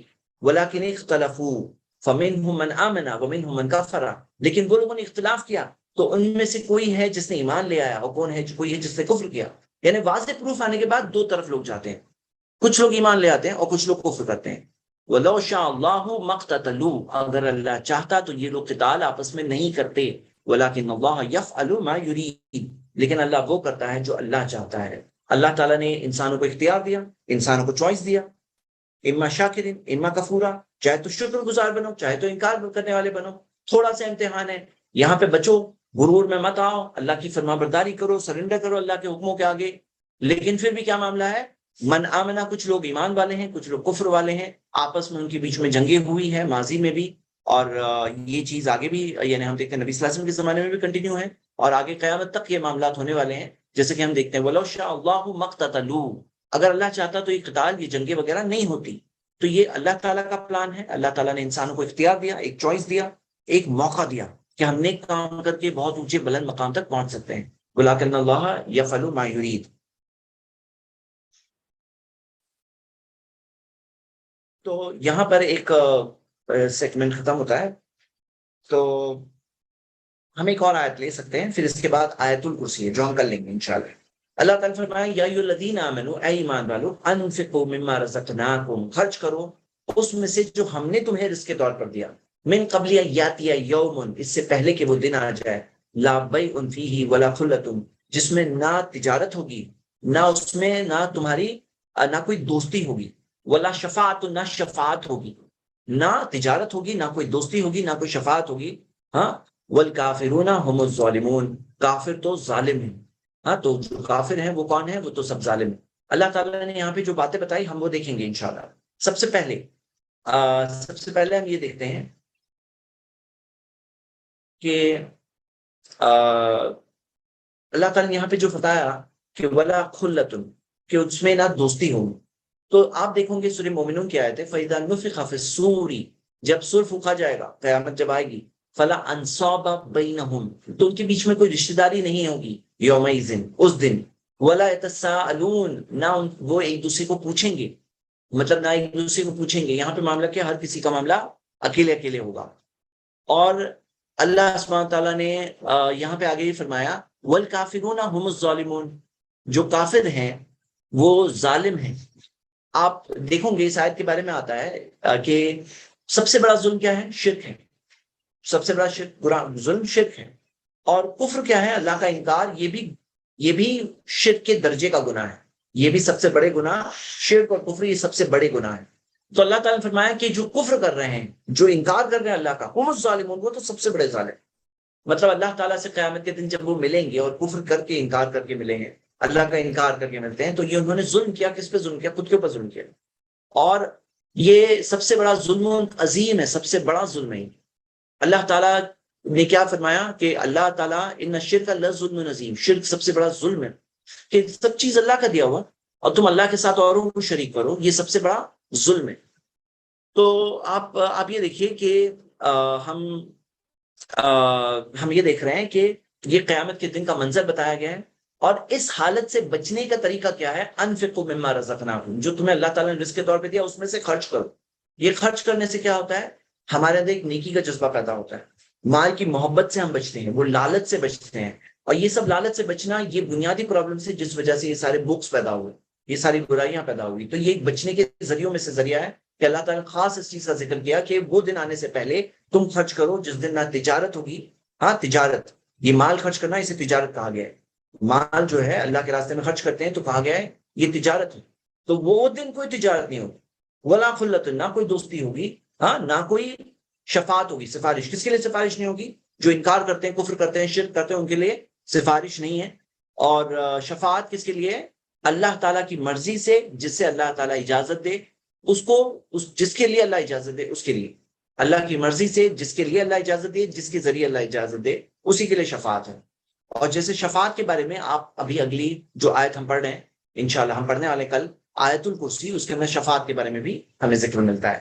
تو یہاں پر ہم آج کے لیے روک رہے ہیں اور کل انشاءاللہ کنٹینیو کریں گے آیت الکرسی اس کے بعد کی آیتوں کے ساتھ. چلیے سوالات لے لیتے ہیں. سٹارٹ. شکیل بھائی آپ ہیں؟ ہاں جی، میں ہوں یہاں پہ. آواز بھی زید بھائی آواز آ رہی ہے؟ ہاں آ رہی ہے جی. جی بسم اللہ. زید بھائی موضوع سے ریلیٹڈ شاید نہیں ہے حیض کی حالت میں تلاوت کا، لیکن یہ بہن نے بہت پریشان ہے اس کے لیے کوشچن پوچھا ہے کہ حیض کی حالت میں موبائل سے تلاوت کر سکتے ہیں، اس میں کوئی گناہ تو نہیں ہوگا نا؟ دیکھیے اس میں سب الگ الگ سوال ہے. پہلا سوال کیا ہے کہ پڑھنا، قرآن پڑھنا حیض کی حالت میں، یہ فرسٹ کوشچن ہو گیا. دوسرا ہے کہ قرآن چھونا. ہاں، اور میں الگ الگ اس لیے بتا رہا ہوں کیونکہ یہ چیز کو اسی طرح سے لوگ اسکالرز بتاتے ہیں، اور اس بارے میں اختلاف میں اسکالرز میں اختلاف ہے. اور جو اختلاف ہے وہ کہتے ہیں کہ وہ قرآن نہیں پڑھ سکتی حیض کی حالت میں، ایسا کہتے ہیں بعض اسکالرز. ہاں، لیکن بعض اسکالرز اجازت دیتے ہیں. تو اب اس کے اندر کیا ہے صحیح بات، ان کی دلیل کیا ہے؟ تو دلیل میں آپ دیکھیں گے کہ اللہ کے رسول صلی اللہ علیہ وسلم نے کے بارے میں جو ایک ہمیں حدیث ملتی ہے علی بن ابی طالب رضی اللہ عنہ سے، کہ نبی صلی اللہ علیہ وسلم قرآن سکھایا کرتے تھے، اور نبی صلی اللہ علیہ وسلم نے کسی کو نہیں روکا قرآن پڑھنے سے، ہاں، سوائے ان کے جو جنابت کی حالت میں. اب جنابت الگ حالت ہے، حیض الگ حالت ہے. تو صرف جنابت کی حالت میں نبی صلی اللہ علیہ وسلم نے روکا ہے، اور باقی اور حالتوں کے بارے میں نبی صلی اللہ علیہ وسلم نے نہیں روکا. تو یہ ہو گئی ہم دیکھتے ہیں پہلی بات جو منع کرتے ان کی دلیل. لیکن اس دلیل کا جواب کیا ہے کہ جنابت اور حیض میں فرق ہے، دونوں سیم نہیں ہے. دوسری چیز جو دوسری دلیل دی جاتی ہے، یہ حدیث ایک بیان کی جاتی ہے کہ جو حائضہ عورت ہے وہ جنابت کی حالت میں اسے نہیں پڑھنا چاہیے قرآن. یہ ترمذی کی حدیث ابن ماجہ میں بھی ہے. لیکن یہ حدیث کے بارے میں شیخ الاسلام ابن تیمیہ رحمہ اللہ نے کہا ہے، وہ کہتے ہیں کہ یہ حدیث ضعیف ہے. محدثین کا اتفاق ہے اس بارے میں کہ حدیث ضعیف ہے. شیخ الاسلام کا یہ سٹیٹمنٹ ہمیں ملتا ہے جو موجود ہے ان کا سٹیٹمنٹ. تو اب یہاں پہ یہ دلیل ہو گئی وہ لوگوں کی جو کہتے ہیں منع ہی نہیں پڑھنا چاہیے. اب جو لوگ کہتے ہیں پڑھنا چاہیے، ان کا کہنا ہے کہ برات الاصلیہ، برات الاصلیہ یعنی کہ جو اصلی قاعدہ ہے کہ سب کو پڑھنا ہے، اس کے اندر کوئی کہتا ہے کہ نہیں پڑھنا ہے تو اس کو دلیل لانی پڑے گی، واضح دلیل. اور واضح دلیل حائضہ عورتوں کے تعلق سے نہیں ہے موجود. ایسا نہیں کہ اس زمانے میں حائضہ عورتیں تھی نہیں یا حیض نہیں آتا تھا، اس زمانے میں آتا تھا، لیکن نبی صلی اللہ علیہ وسلم سے جب ایک بھی کلیئر کٹ حدیث نہیں موجود ہے، تو ابن تیمیہ رحمہ اللہ کہتے ہیں کہ کوئی بھی صحیح حدیث موجود نہیں ہے کہ حائضہ عورت قرآن نہیں پڑھ سکتی. ہاں، جبکہ پتا تھا نبی صلی اللہ علیہ وسلم کے زمانے میں بھی حیض آتے تھے. تو اللہ کے رسول صلی اللہ علیہ وسلم نے ان کو قرآن پڑھنے سے نہیں روکا، نہ ذکر کرنے سے روکا، نہ دعا کرنے سے روکا. تو ابن تیمیہ کہتے ہیں کہ یہ دلیل ہے کہ حائضہ پڑھ سکتی ہیں، پڑھ سکتی ہیں. اور دوسری چیز کہ اس بارے میں دوسری چیز کہ آپ یہ دیکھیں گے کہ چھونے کے تعلق سے قرآن چھونے کے تعلق سے جو مین دوسرے دلائل جو وہاں دیے جاتے ہیں کہ لا یمسہ الا المطہرون، کہ اسے پاک لوگوں کے سوا کوئی نہیں چھوئے گا. ہاں، تو یہ جو دلیل ہے اس کے اندر آپ یہ دیکھیں گے کہ چھونے کی جو بات ہے جہاں پر، تو یہ ایکچولی ذریعہ ہے. ہاں، یہ ذریعہ ہے چھونا. جو کتاب ہے وہ ذریعہ ہے. جیسے موبائل ہے، اب کیا آپ موبائل کو بھی نہیں چھو سکتے ہیں؟ ہاں، جو موبائل میں ہو رہا ہے کیا موبائل کو بھی نہیں چھو سکتے ہیں؟ تو شیخ البانی رحمہ اللہ اور وہ لوگ اس بارے میں کہتے ہیں، یہ اسکالرز کا ان کا کہنا ہے کہ نہیں، یہ ذریعہ ہے. اور ذریعے کے بارے میں ہم دیکھتے ہیں کہ اس کے اندر اس کے اندر چینج ہوتا رہے گا. کمپیوٹر اسکرین کا ہے، آپ جب پڑھ رہے ہو صرف کمپیوٹر اسکرین میں آپ کو تو اس کو ٹچ بھی نہیں کرنا، آپ کو ماؤس کو ٹچ کرنا ہے. ہاں، یا پھر آپ کو ہو سکتا ہے آپ کے کی بورڈ کو ٹچ کرنا ہے، آپ کو وہ اسکرین کو بھی ٹچ نہیں کرنا ہے. اب اس بارے میں کیا ہے معاملہ؟ یہ سارے ذریعے ہیں، اور ذریعے کی بات نہیں ہے یہاں پہ، اصل چیز پڑھنا ہے. اور جو لا یمسہ الا المطہرون، یہ فرشتوں کی بات ہو رہی ہے. تفسیر میں ہم دیکھیں گے تو یہ فرشتوں کی بات ہو رہی ہے. اور کس سے چھونے کی بات ہو رہی ہے؟ لوح محفوظ سے چھونے کی بات ہو رہی ہے. تو اس سارے دلائل کی روشنی میں اس بارے میں شیخ کفایت اللہ کی ویڈیو ہے، آپ دیکھ سکتے ہیں i+TV پہ، شیخ کفایت اللہ حیض میں قرآن چھونا. آپ کو اس کے اندر اور ڈیٹیلز اس میں مل جائیں گے انشاءاللہ. جزاک اللہ خیر. بہن نے تو کہا تھا کہ شارٹ میں دے دے، لیکن آپ نے بڑے تفصیل میں دے دیا. جزاک اللہ خیر، بارک اللہ فیکم. کسی نے پوچھا ہے کہ اسی طریقے سے حیض کے حالت میں تو روزہ چھوٹ جاتا ہے تو قضا کرنا ہوتا ہے، تو کیا نماز کو بھی قضا کرنا ہوتی ہے؟ نہیں، عائشہ رضی اللہ عنہا کہتی ہیں کہ ہمیں حکم دیا گیا تھا نقد الصوم ولا نقد الصلاۃ، کہ ہمیں روزے کا حکم دیا گیا تھا کہ روزے کا ہم قضا کریں، اور نماز کا ہم قضا نہ کریں. اس کا کوئی حکم نہیں دیا گیا، نماز کا قضا کرنے کا حکم نہیں دیا گیا. تو یہ واضح ہے، یعنی کلیئر کٹ حدیث ہے اس زمانے سے. جی جزاک اللہ خیر. آپ نے کہا تھا کہ قرآن جس نیت سے پڑھتے ہیں وہ اس کے لیے ہوتا ہے، لیکن کچھ کنفیوز سچویشن میں اگر میں قرآن پڑھوں اس نیت سے کہ اللہ مجھے گائیڈ کرے تو مجھے ویسا جواب نہیں ملتا، تو اس کے بارے میں تھوڑا وضاحت کریں. تو اس بارے میں یہ بات دیکھیں کہ قرآن ہدایت کی کتاب ہے اور اس میں کوئی شک نہیں. اب کوئی اگر مان لو مثال کے طور پر کنفیوزڈ ہے کہ 2 اور 2 4 ہے یا 5 ہے، تو ہمیں اس کے ایکسپرٹ سے پوچھنے کی ہدایت ملتی ہے قرآن میں کہ فصلو اہل ذکر، پوچھو علم والوں سے ان کو تم اللہ تعالیٰ اگر تم نہیں جانتے. تو ہم یہ دیکھتے ہیں کہ کئی بار جو ہوتی ہے چیزیں گائیڈ لائنس سیکنڈ سٹیپ میں ہوں گی، اور کئی بار ایسی چیزیں ہوں گی جو آگے یعنی اس کے بعد ہے. اب ضروری نہیں ہے کہ جیسے مثال کے طور پر ہر چیز جو آپ پورشن قرآن کا پڑھ رہے ہو اسی میں ملے. آپ کو کئی بار ایک اشارہ ملے گا، کئی بار ایک گائیڈنس ملے گی جو آپ کو کہیں اور لے جائے گی. تو اللہ نوز بیسٹ. باقی یہ بات ہے، یہ تجربے والی بات ہے. قرآن کے اندر یہ بتایا گیا کہ قرآن گائیڈنس ہے، یہ نہیں کہا گیا کہ آپ جو بھی پڑھ رہے ہو قرآن کا اس میں آپ کے اس دن کے پرابلم کا سولوشن ملے گا، ایسا قرآن میں نہیں دیا. باقی لوگ اس بات کو فیل کرتے ہیں جب وہ قرآن پڑھتے ہیں، وہ فیل کرتے ہیں کہ میں آج اس بوجھ میں تھا، مجھے اسی چیز کے اندر راحت ملی، مجھے اللہ تعالیٰ کی طرف سے ایک بات ملی، رہنمائی ملی. یہ فیل کرنے کی بات ہے. اور یہ کوئی قرآن کی آیت نہیں ہے اس طرح کی، نہ کوئی حدیث ہے اس طرح کی کہ جو پورشن پڑھ رہے ہیں اس میں یہ معجزہ ہے اس طرح کا. باقی یہ لوگ تجربے سے فیل کرتے ہیں. اور اس کے اندر یہ بھی ہے کہ انا ان دا ظنی عبدی بی، اللہ کہتا ہے جیسے بندہ میرے بارے میں سوچتا ہے میں اس کے ساتھ ایسے ہی کرتا ہوں. تو آپ اگر سوچ رہے ہو کہ مجھے اللہ تعالیٰ گائیڈ کر دے، مجھے راستہ مل جائے، تو اللہ تعالیٰ گائیڈ کرنے پہ قادر ہے. جیسا بندہ اللہ کے بارے میں سوچتا ہے اللہ ویسا ہی کرے گا. بندہ سوچا ہے اللہ میں پڑھ رہا ہوں قرآن، اللہ مجھے گائیڈ کر دے، راستہ بتا دے، تو راستہ اس کے دل میں کلک ہوگا. ہاں کچھ اس کو باتیں کلک ہوگی، اس کو پازیٹیوٹی ملے گی. یہ بات ہمیں ملتی ہے، اللہ نوز بیسٹ. باقی یہ بات ہے کہ اسلام میں گائیڈنس ہے، یہ گارنٹی قرآن حدیث میں ہے. ان هذا القرآن یہدی للتی ہی اقوام، سورہ 17:9، کہ یہ قرآن گائیڈ کرتا ہے سب سے سیدھے راستے کی طرف. جو سب سے سیدھا راستہ ہے، صحیح راستہ ہے، وہ رہنمائی دیتا ہے قرآن. تو ہی اقوام، یہ گائیڈنس، یہ پکا ہے. تو پورا قرآن، پوری حدیث یعنی اسلام کا پیغام دیکھیں گے آپ کو اپنے کنفیوژن کا گائیڈ روشنی ملے گی. ضروری نہیں ہے کہ اسی جگہ پہ مل جائے. تو اس میں یہ بھی بات ہے، پوچھو ان والوں سے اگر تمہیں نہیں. ہاں جی جزاک اللہ خیر. زید بھائی ایک حدیث ہے صحیح بخاری کی، Allah's messenger said there is no adwa and there is no hamma, نا disease, contagious disease, no there is any bad omen. تو in the month of Safar and one should run away from leper as one runs away from lion. اس کی تھوڑا سا explain کریں. ٹھیک ہے، میں تھوڑی دیر میں بتاتا ہوں، کچھ میرے پاس ہے اس کا بنا ہوا، جی میں تھوڑی دیر میں بتاتا جی. ہوں، تب تک نیکسٹ لے لیجیے. کیا اپنے لیے بادشاہت اتھارٹی کی دعا مانگ سکتے ہیں، جیسے ربی حبلی حکمن والملکن والحقنی بالصالحین، اس طرح کی دعا مانگ سکتے ہیں؟ ربی حبلی حکم والحقنی بالصالحین. تو دیکھیے کیسا ہے معاملہ کہ اس میں حکمن کا مطلب ضروری نہیں کہ بادشاہت، اس کے اندر یہ بھی مطلب ہے کہ جو آپ حکمن کے اندر اتھارٹی ہے، کہ آپ فیملی میں ہو تو آپ کے پاس جو اتھارٹی ہے وہ آپ اچھی طرح سے یوز کرنے والے بنو. حبلی حکم والحقنی بالصالحین، اللہ کی طرف سے ایک پازیٹیو چیز میں ہمیں دنیا کے اندر اللہ تعالیٰ ایسے موقع دے کہ ہم جس میں نیک کام کر سکیں. اور اس میں وزڈم کے معنی میں بھی آتا ہے، اللہ نوز بیسٹ. تو اگر کوئی شخص یہ دعا کرے تو یقیناً یہ چیز ہے. لیکن ایک بات یاد رکھیے کہ بادشاہت مانگنے کی اجازت نہیں ہے. جیسے وہ لوگوں نے بادشاہت مانگی نا کہ ہم زیادہ مستحق ہے بادشاہ بننے کے، تو نبی صلی اللہ علیہ وسلم نے فرمایا کہ جو بادشاہت مانگے، جیسے نبی صلی اللہ علیہ وسلم کے زمانے میں ایسا ہوا کہ 2 لوگ آئے، انہوں نے کہا امیر نہ یا رسول اللہ، نبی صلی اللہ علیہ وسلم ہمیں امیر بناؤ، امیر بناؤ، یعنی آپ کے جو انڈر میں جو لیڈرز ہیں وہ امیر، ہمیں امیر بناؤ. نبی صلی اللہ علیہ وسلم نے فرمایا انا لا نطیع ھذا من سأل، ہم یہ چیز نہیں دیتے انہیں جو مانگتے ہیں اس، ولا من حرص علیہ، جو اس کی ہرس کرتے ہیں، جو لالچ کرتے ہیں کہ میں لیڈر بن جاؤں، تو ایسے لوگوں کو ہم لوگ نہیں دیتے. صحیح بخاری کی حدیث ہے.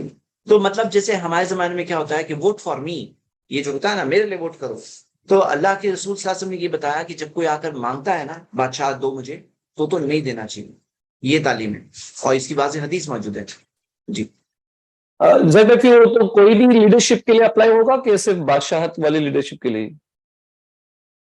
کیسا ہوتا ہے، ایک ہوتا ہے لالچ، پوزیشن کی لالچ، پوسٹ کی لالچ. لیکن ایک اور طرف ہم دیکھتے ہیں، اس کی طرف دوسرا ایک ایکسٹریم ہے. دوسری بات یہ ہے کہ جہاں پر دیکھتے ہیں کہ سب غلط لوگ ہوتے ہیں، اور وہاں پر کوئی اگر جانتا ہے کہ اس کے پاس کوئی صحیح چیز ہے اللہ کے لیے، دین کے لیے امانت کے طور پر، اس کے پاس کوئی صلاحیت ہے جو استعمال ہو سکتی ہے، تو وہاں پر وہ اپنے آپ کو پیش کرے، جیسے یوسف علیہ السلام نے پیش کیا اپنے آپ کو بادشاہ کے سامنے، ملک کے سامنے، تو اس کی اجازت بھی ہے۔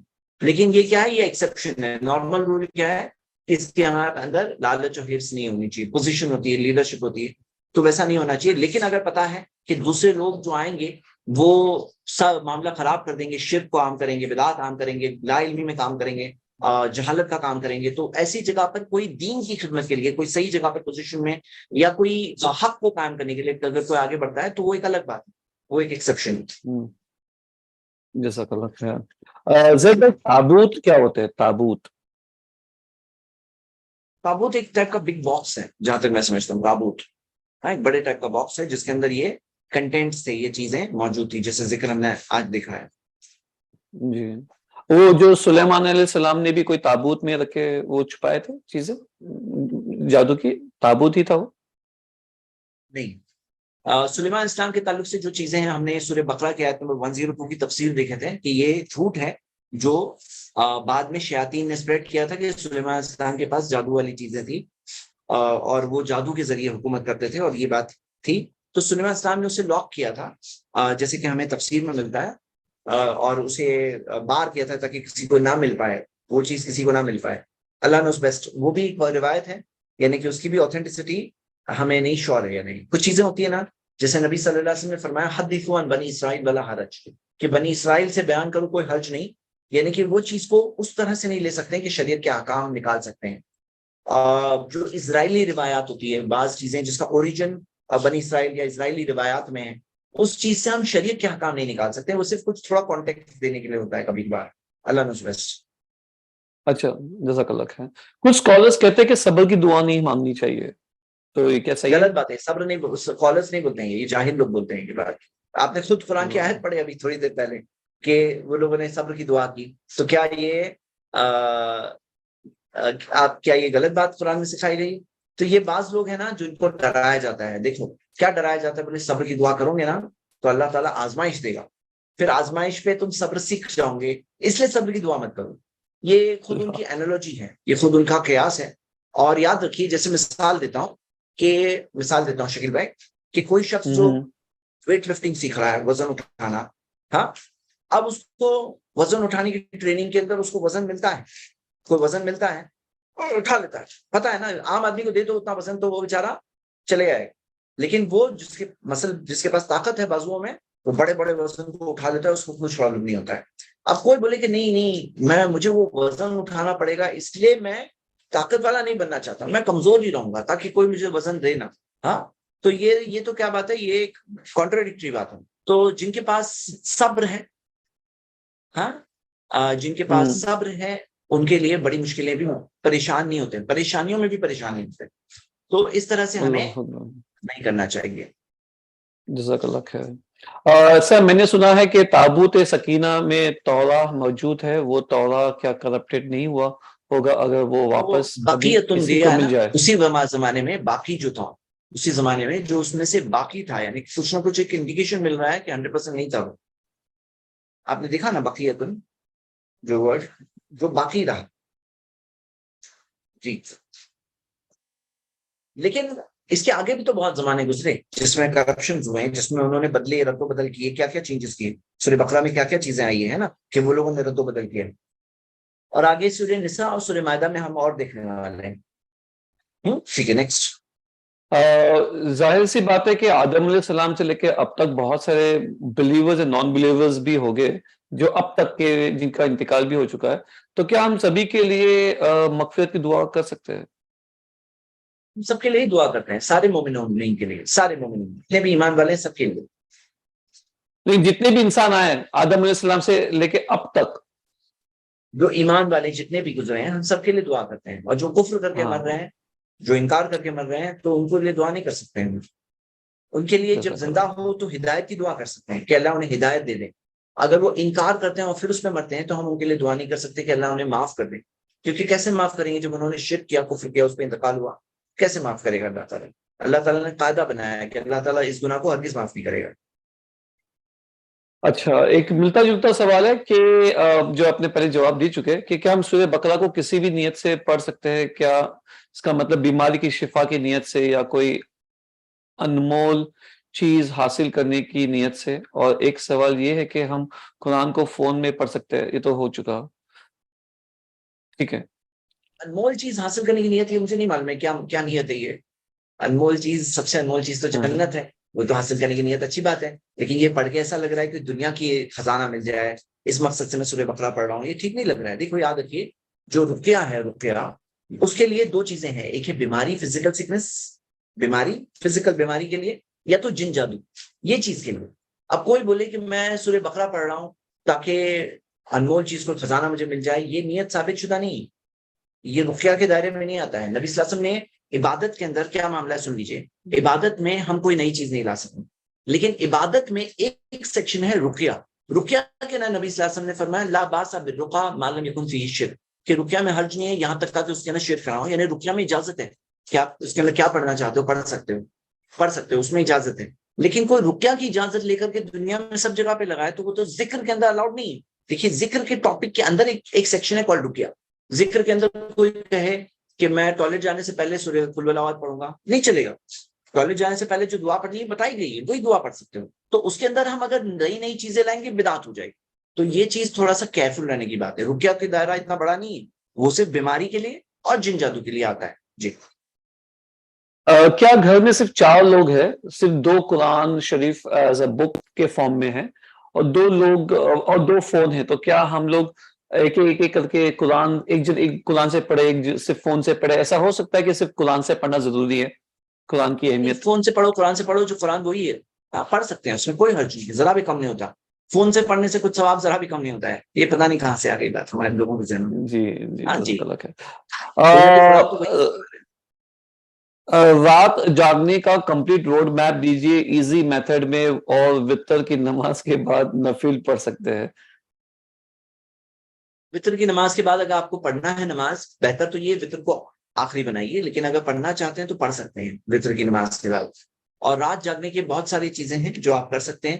سب سے بیسٹ چیز کیا کریے نا، میں آپ کو مشورہ دیتا ہوں، اور میں یہی چیز انجوائے کرتا ہوں، یہ کرتا ہوں میں کہ میں خود تراویح جماعت سے نہیں پڑھتا ہوں. میں قرآن لے کر، الحمدللہ میری کوشش ہوتی ہے پوری تراویح میں ایک قرآن فنش کروں. اس طرح سے خود پڑھنے کا ایک موقع ہوتا ہے، اور اطمینان سے لمبا سجدہ کر سکتے ہیں، اطمینان سے لمبی تلاوت کر سکتے ہیں، اطمینان سے پڑھ سکتے ہیں. ہاں، تو یہ ایک اچھا موقع ہوتا ہے، اور اس کے ذریعے کیا ہوتا ہے الحمدللہ خشوع پیدا ہوتا ہے. تو طاق راتوں میں ایک بہت اچھی چیز کیا ہے کہ آپ قرآن ہاتھ میں لو اور لمبی نماز پڑھو، لمبی نماز، اطمینان والی نماز. یہ سب سے بیسٹ عبادت ہے، کیونکہ نبی صلی اللہ علیہ وسلم نے بھی نماز پڑھائی تھی. جو 3 دن نبی صلی اللہ علیہ وسلم نے جماعت سے نماز پڑھائی وہ طاق راتیں تھی، اور وہ تینوں راتوں میں کافی لمبی نماز پڑھائی تھی. اور نبی صلی اللہ علیہ وسلم کا خطہ عمل بھی یہی تھا کہ رات لمبی نماز پڑھتے تھے، اطمینان والی نماز. سجدے میں دعائیں کرو اللہ سے، لمبا سجدہ کرو، اطمینان سے کرو انشاءاللہ. تو یہ سب سے بیسٹ چیز ہے. اور کیا کر سکتے ہیں آپ، کوئی تھوڑا وقت جو ہو، تھوڑی دیر کوئی اسلامک لیکچر دیکھ لیے، تھوڑا دیر، آدھا گھنٹہ، 1 گھنٹہ، تھوڑا ریچارج ہو جاتے ہیں. ہاں، اور ذکر و اذکار، ذکر میں دعائیں کر سکتے ہیں، کثرت سے دعائیں کرو. صرف دنیا کی دعائیں مت کرو، دنیا خیر دونوں کی دعائیں کرو، دونوں کی خیر کی دعائیں. اور اس کے اندر کچھ گھر کے بچے ہوں تو ان کو لے کر کے تھوڑی چھوٹی نصیحت لے کے کر سکتے ہیں، ان کو سمجھا سکتے ہیں، بتا سکتے ہیں کچھ باتیں. زیادہ لمبا مت کریے، فل رات اس میں نہیں جانی چاہیے، تھوڑی دیر. زیادہ وقت کس میں جائے، لمبے قیام میں جائے، قرآن کی تلاوت کرو، قرآن ترجمے کے ساتھ پڑھو، تفسیر کے ساتھ. یہ ایپ لے کے بیٹھا ہوں نا میں، یہ ایپ لے کے بیٹھو، ترجمہ پڑھو، تفسیر پڑھو. ہاں، اور اس کو قرآن سٹڈی کرو، تھوڑی قرآن نازل ہوا نا اس رات میں، اور اللہم انک عفو تحب العفو فاعف عنی بہت کثرت سے پڑھتے رہو. ہاں، اور ساری چیزوں کو مکس کریے تاکہ نیند بیچ میں آنے لگے تو آپ نے کچھ چیز چینج کر کے دوسری چیز کر لیے، بیچ میں تھوڑا ویڈیو پلے کر دیے، پھر واپس آ گئے کوئی اور چیز کر لیے، تاکہ ویریشن کر کے پوری رات جاگیے. آئی قضا لوگ نبی صلی اللہ علیہ وسلم گھر والوں کو بھی جگاتے تھے، خود بھی جاگتے تھے اور گھر والوں کو بھی جگاتے تھے. زید بھائی، اس سے ریلیٹڈ یہ بھی ہے کہ ابھی آج کل بہت سارا ٹرینڈ نکلا ہوا ہے کہ بھائی ہمیں تو خیر کرنا ہے نا، تو ہم تو کوئی بھی خیر کر سکتے ہیں. مطلب ہم صدقہ بھی دے سکتے ہیں، تو وہ پھر وہ اس میں لگ جاتے ہیں، دعوتیں دے رہے ہیں، دعوتیں کھا رہے ہیں، وہ بھی کرتے ہیں، وہ بھی خیر میں آ جاتا ہے. تو یہ خیر الفی شہر، اگر ہم نے یہ خیر ایک دن کر دیا یہاں پہ لیلۃ القدر کے ٹائم پہ، تو وہ پورے 83 ایئرز اینڈ پتہ نہیں کتنے سارے منتھ یا اس سے بیٹر وہ چلتا رہے گا. تو زیادہ سے زیادہ خیر اس طریقے کی خیر کرے، لیکن نماز اور قرآن سے ہٹ کے والے جو دوسرے خیر والے کام ہے وہ اس کے اوپر زیادہ ترجیح دی جاتی ہے. یہ ٹرینڈ نکلا ہے، تو اس کے بارے میں تھوڑا سا وضاحت کریں. جی ہاں، تو یہ ٹرینڈ ہے کہ بعض لوگ کیا ہے نا، دوسرے خیر وجہ سے صدقہ دینا تو ملتا ہے.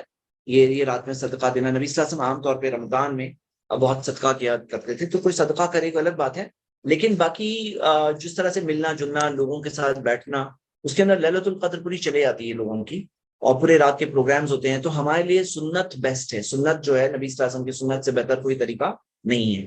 ہاں جی، کوئکلی لے لیتے شکیب بھائی، 5 منٹ میں ہم فنش کریں گے جی انشاءاللہ. جی انشاءاللہ. کیا شوال کے روزے میں قضا روزے کی نیت ہو جاتی ہے؟ نہیں ہوتی. ہاں، فرض اور سنت اس طرح سے کمبائن نہیں ہوتی. تو بولے میں فرض بھی پڑھ لوں 4 رکعت فرض، اور اس کے بعد کی 2 سنت بھی پڑھ لوں ایک ہی نیت سے، یا فجر کی 2 کمبائن کر سکتے ہیں کیا؟ نہیں کر سکتے.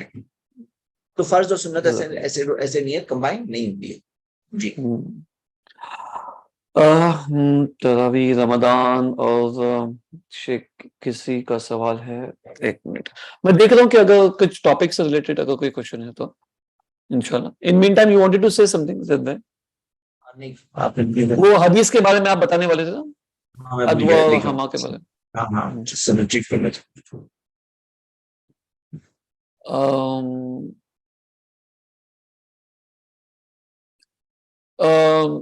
اوکے، زکوٰۃ سے ریلیٹڈ بہت سارے کوشچنز ہیں. پوچھ لیجیے جو ہے.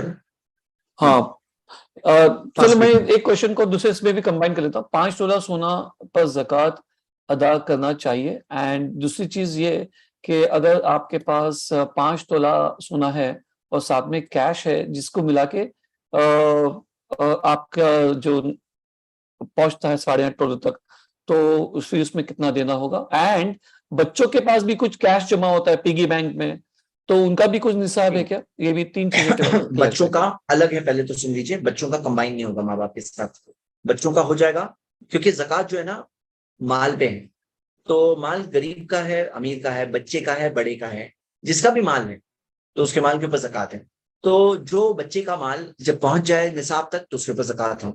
جہاں پہ یہ سوال ہے کہ 5 تولہ سونا ہے یعنی کہ 50 گرام، تو 50 گرام سونا ہے یعنی 85 گرامز کا جو نصاب ہے اس سے کم ہے. لیکن وہ بتا رہے ہیں کہ کیش کمبائن کریں گے، bank balance cash balance combine کریں گے تو 85 گرام پہنچ جاتا ہے. تو ہاں، تو پھر تو زکوٰۃ دینا ہوگا، پورے پہ دینا ہوگا، پورے پہ دینا ہوگا. جزاک اللہ خیر. اور دینے میں یہی سوچو کہ میں تھوڑا زیادہ دے دوں، اچھا ہوتا ہے. میں تھوڑا دینے میں ذرا بھی اس میں تنگی دل میں نہ آنے دیں. یہی صحیح طریقہ ہے. کسی کے پاس سونا ہی نہیں ہے، صرف کیش ہے، کیش اتنا ہے کہ وہ چاندی کے نصاب تک پہنچتا ہے، تو پھر ہاں، تو زکوٰۃ دینا ہے. ٹھیک ہے. چاندی اور سونا کس کے زکوٰۃ میں کیش کو کنورٹ کرے؟ حدیث میں تو کچھ نہیں ہے. یہ کیش ایک خود ایک نئی چیز ہے. ہاں، جیسے میں بتایا تھا کہ کیش خود ایک کیا ہے کہ ریسیٹ ہے، اور پہلے بیک بائی گولڈ ہوتا تھا، پھر گولڈ کی بیکنگ ہٹا دی گئی اور خالی ریسیٹ ہے. تو یہ اس کو سونے میں کنورٹ کریں، چاندی میں کنورٹ کریں، تو ہمیں اسے اس چیز میں کنورٹ کرنا چاہیے جس میں کنورٹ کر کے زیادہ زکوٰۃ کرے. اچھا، تو مطلب اگر کسی کے پاس کیش ہے تو وہ زیادہ سے زیادہ وہ دیکھے کہ میں زیادہ زکوٰۃ دینے والا بنوں، تو وہ سونے میں چاندی کا کنورٹ کریں یا چاندی میں کنورٹ کریں. اس سے پہلے سوال میں سونے میں نکل رہی تھی تو ان کا 5 تولہ سونا بھی آ رہا تھا زکوٰۃ کے اندر، اور یہاں پہ اگر چاندی میں کنورٹ کریں گے تو نصاب جلدی پہنچے گا. تو دیکھنا ہوگا جس سے زیادہ زکوٰۃ نکلے اس میں کنورٹ کریں گے، تاکہ ہم چور راستہ نہیں لے رہے ہیں، ہم بہتر راستہ لے رہے ہیں. کیا زکوٰۃ کے پیسے سے، میں اپنا فتوا نہیں دے رہا ہوں، اسکالرز نے فتوا دیا. جی جی جی جزاک اللہ خیر. کیا زکوٰۃ کے پیسے سے قرآن کے ٹرانسلیشن دے سکتے ہیں جو اسکول مطلب جو اسٹوڈنٹ افورڈ نہیں کر سکتے؟ اس کا جواب آپ نے دے چکے تھے. پھر بھی دین کی دعوت کے لیے زکوٰۃ کا پیسہ استعمال کرنے میں علماء میں اختلاف ہے. بعض علماء کہتے ہیں کر سکتے ہیں. ان کی دلیل کیا ہے؟ ان کی دلیل یہی ہے بِأَلْسِنَتِكُمْ والی حدیث کہ اللہ کے راستے میں جدوجہد کرو اپنے مال سے، جان سے، اپنی زبانوں سے.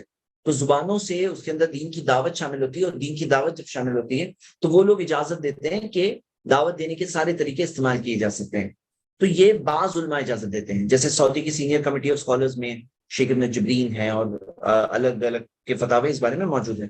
لیکن بعض کہتے ہیں نہیں، اس کے اندر صرف غازی جو فائٹر ہوتا ہے اسلامک وار میں وہ مراد ہے، اس کے اندر دین کی دعوت اس میں نہیں آتی، بعض کالج کا یہ کہنا ہے۔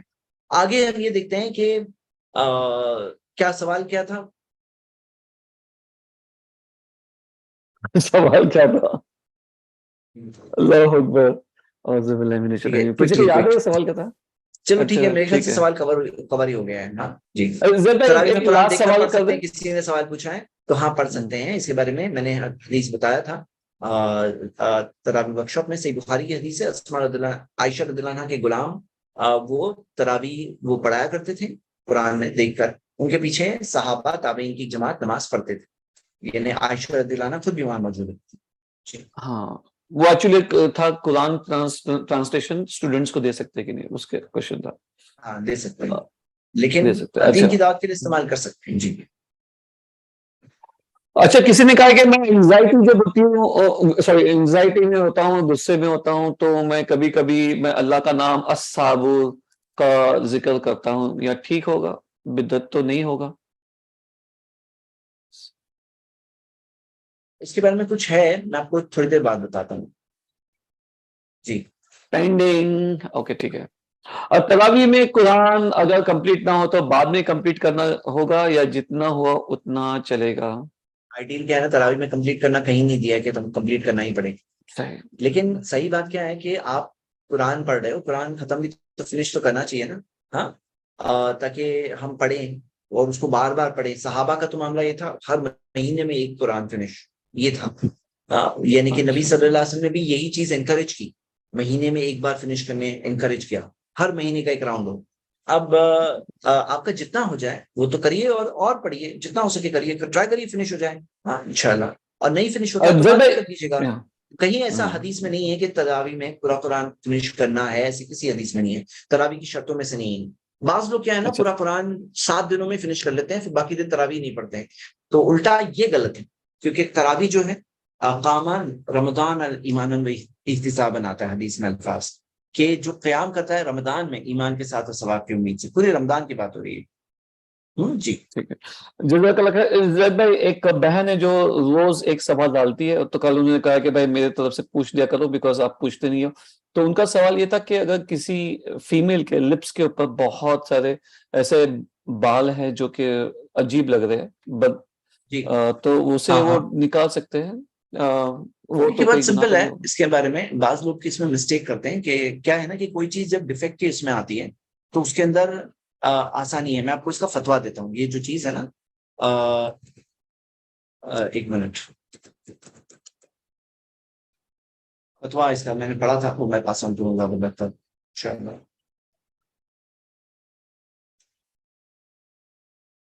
ٹھیک ہے، تو دیکھیے اس کے اندر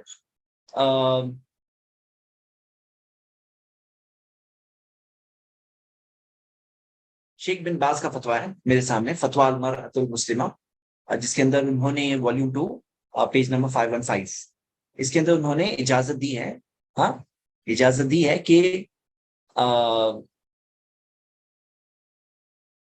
ایک منٹ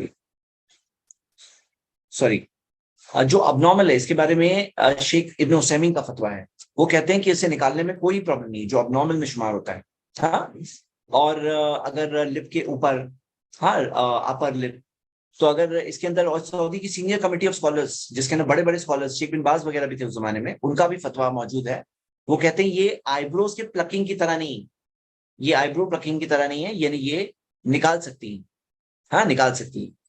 اچھا، اس کے اندر ایک اور بات ہم یہ دیکھیں کہ آئی برو پلکنگ کے اندر بھی میں آپ کو ایک بات بتاؤں، جو مین کنٹروورسی ہے نا آئی برو پلکنگ کی بات، آئی برو کہاں پہ ختم ہوتا ہے؟ یہ جو درمیان میں ہے نا، یہ آئی برو نہیں ہے، یہ آئی برو نہیں ہے، تو آئی بروز کی پلکنگ کرنا بھی منع ہے، وہ آئی بروز کی بات ہے۔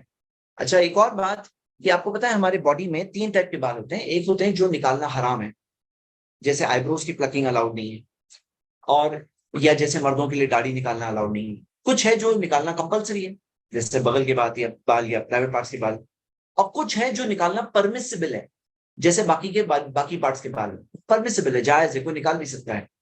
تو یہ جو اپر لپ اور یہ سب جو بال لینا، یہ لیڈیز کے لیے تو بالکل پرفیکٹلی نکال سکتے ہیں، اس میں کوئی حرج ہی نہیں۔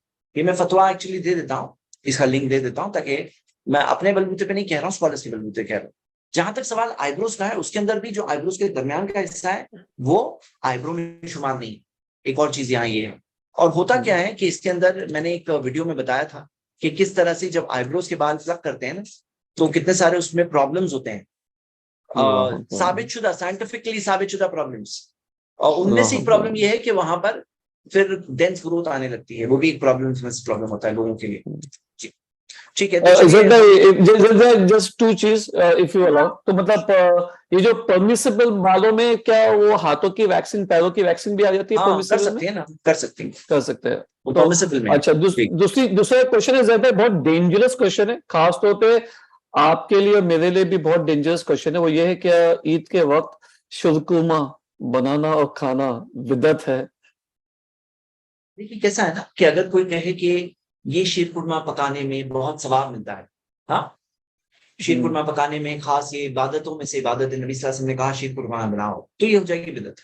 جیسے ابھی ہم لوگ دوپہر میں 2 سے 3 کا پروگرام کر رہے ہیں, کوئی کہے 2 سے 3 پروگرام کرنے میں بہت ثواب ملتا ہے, تو کیا ہوگا, تو ہو جائے گی بدعت. لیکن ہم یہ 2 سے 3 کیوں رکھیں, سہولت کے اعتبار سے.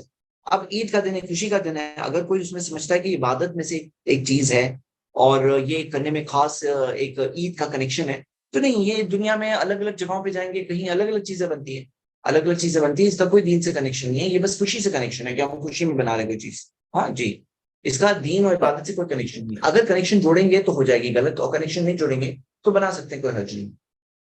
جی جزاک اللہ خیر, بچ گئے.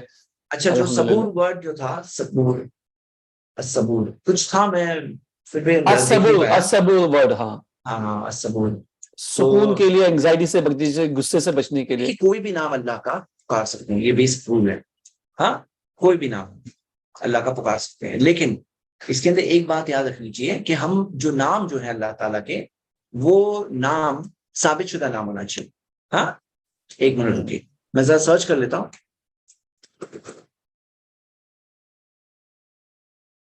زد ایک اسماء و صفات کی کتاب آتھینٹک کوئی بتا دو تو لوگوں کو تھوڑا سا اس کے اوپر تفصیل الصبور نام جو ہے جاتے ہیں. نا شیخ, ایک منٹ, الصبور نام نا مجھے بس کنفرم کرنا تھا. الصبور نام کو, یہ نام کو شیخ محمد الجبالی نے اپنی کتاب کے اندر ان اوتھینٹک نیمز کی لسٹ میں ڈالے کہ غیر ثابت شدہ نام ہے الصبور. اللہ تعالیٰ کا نام یہ ایک ایسا نام ہے جو لوگوں میں فیمس ہے لیکن اس کی کوئی دلیل ہی نہیں.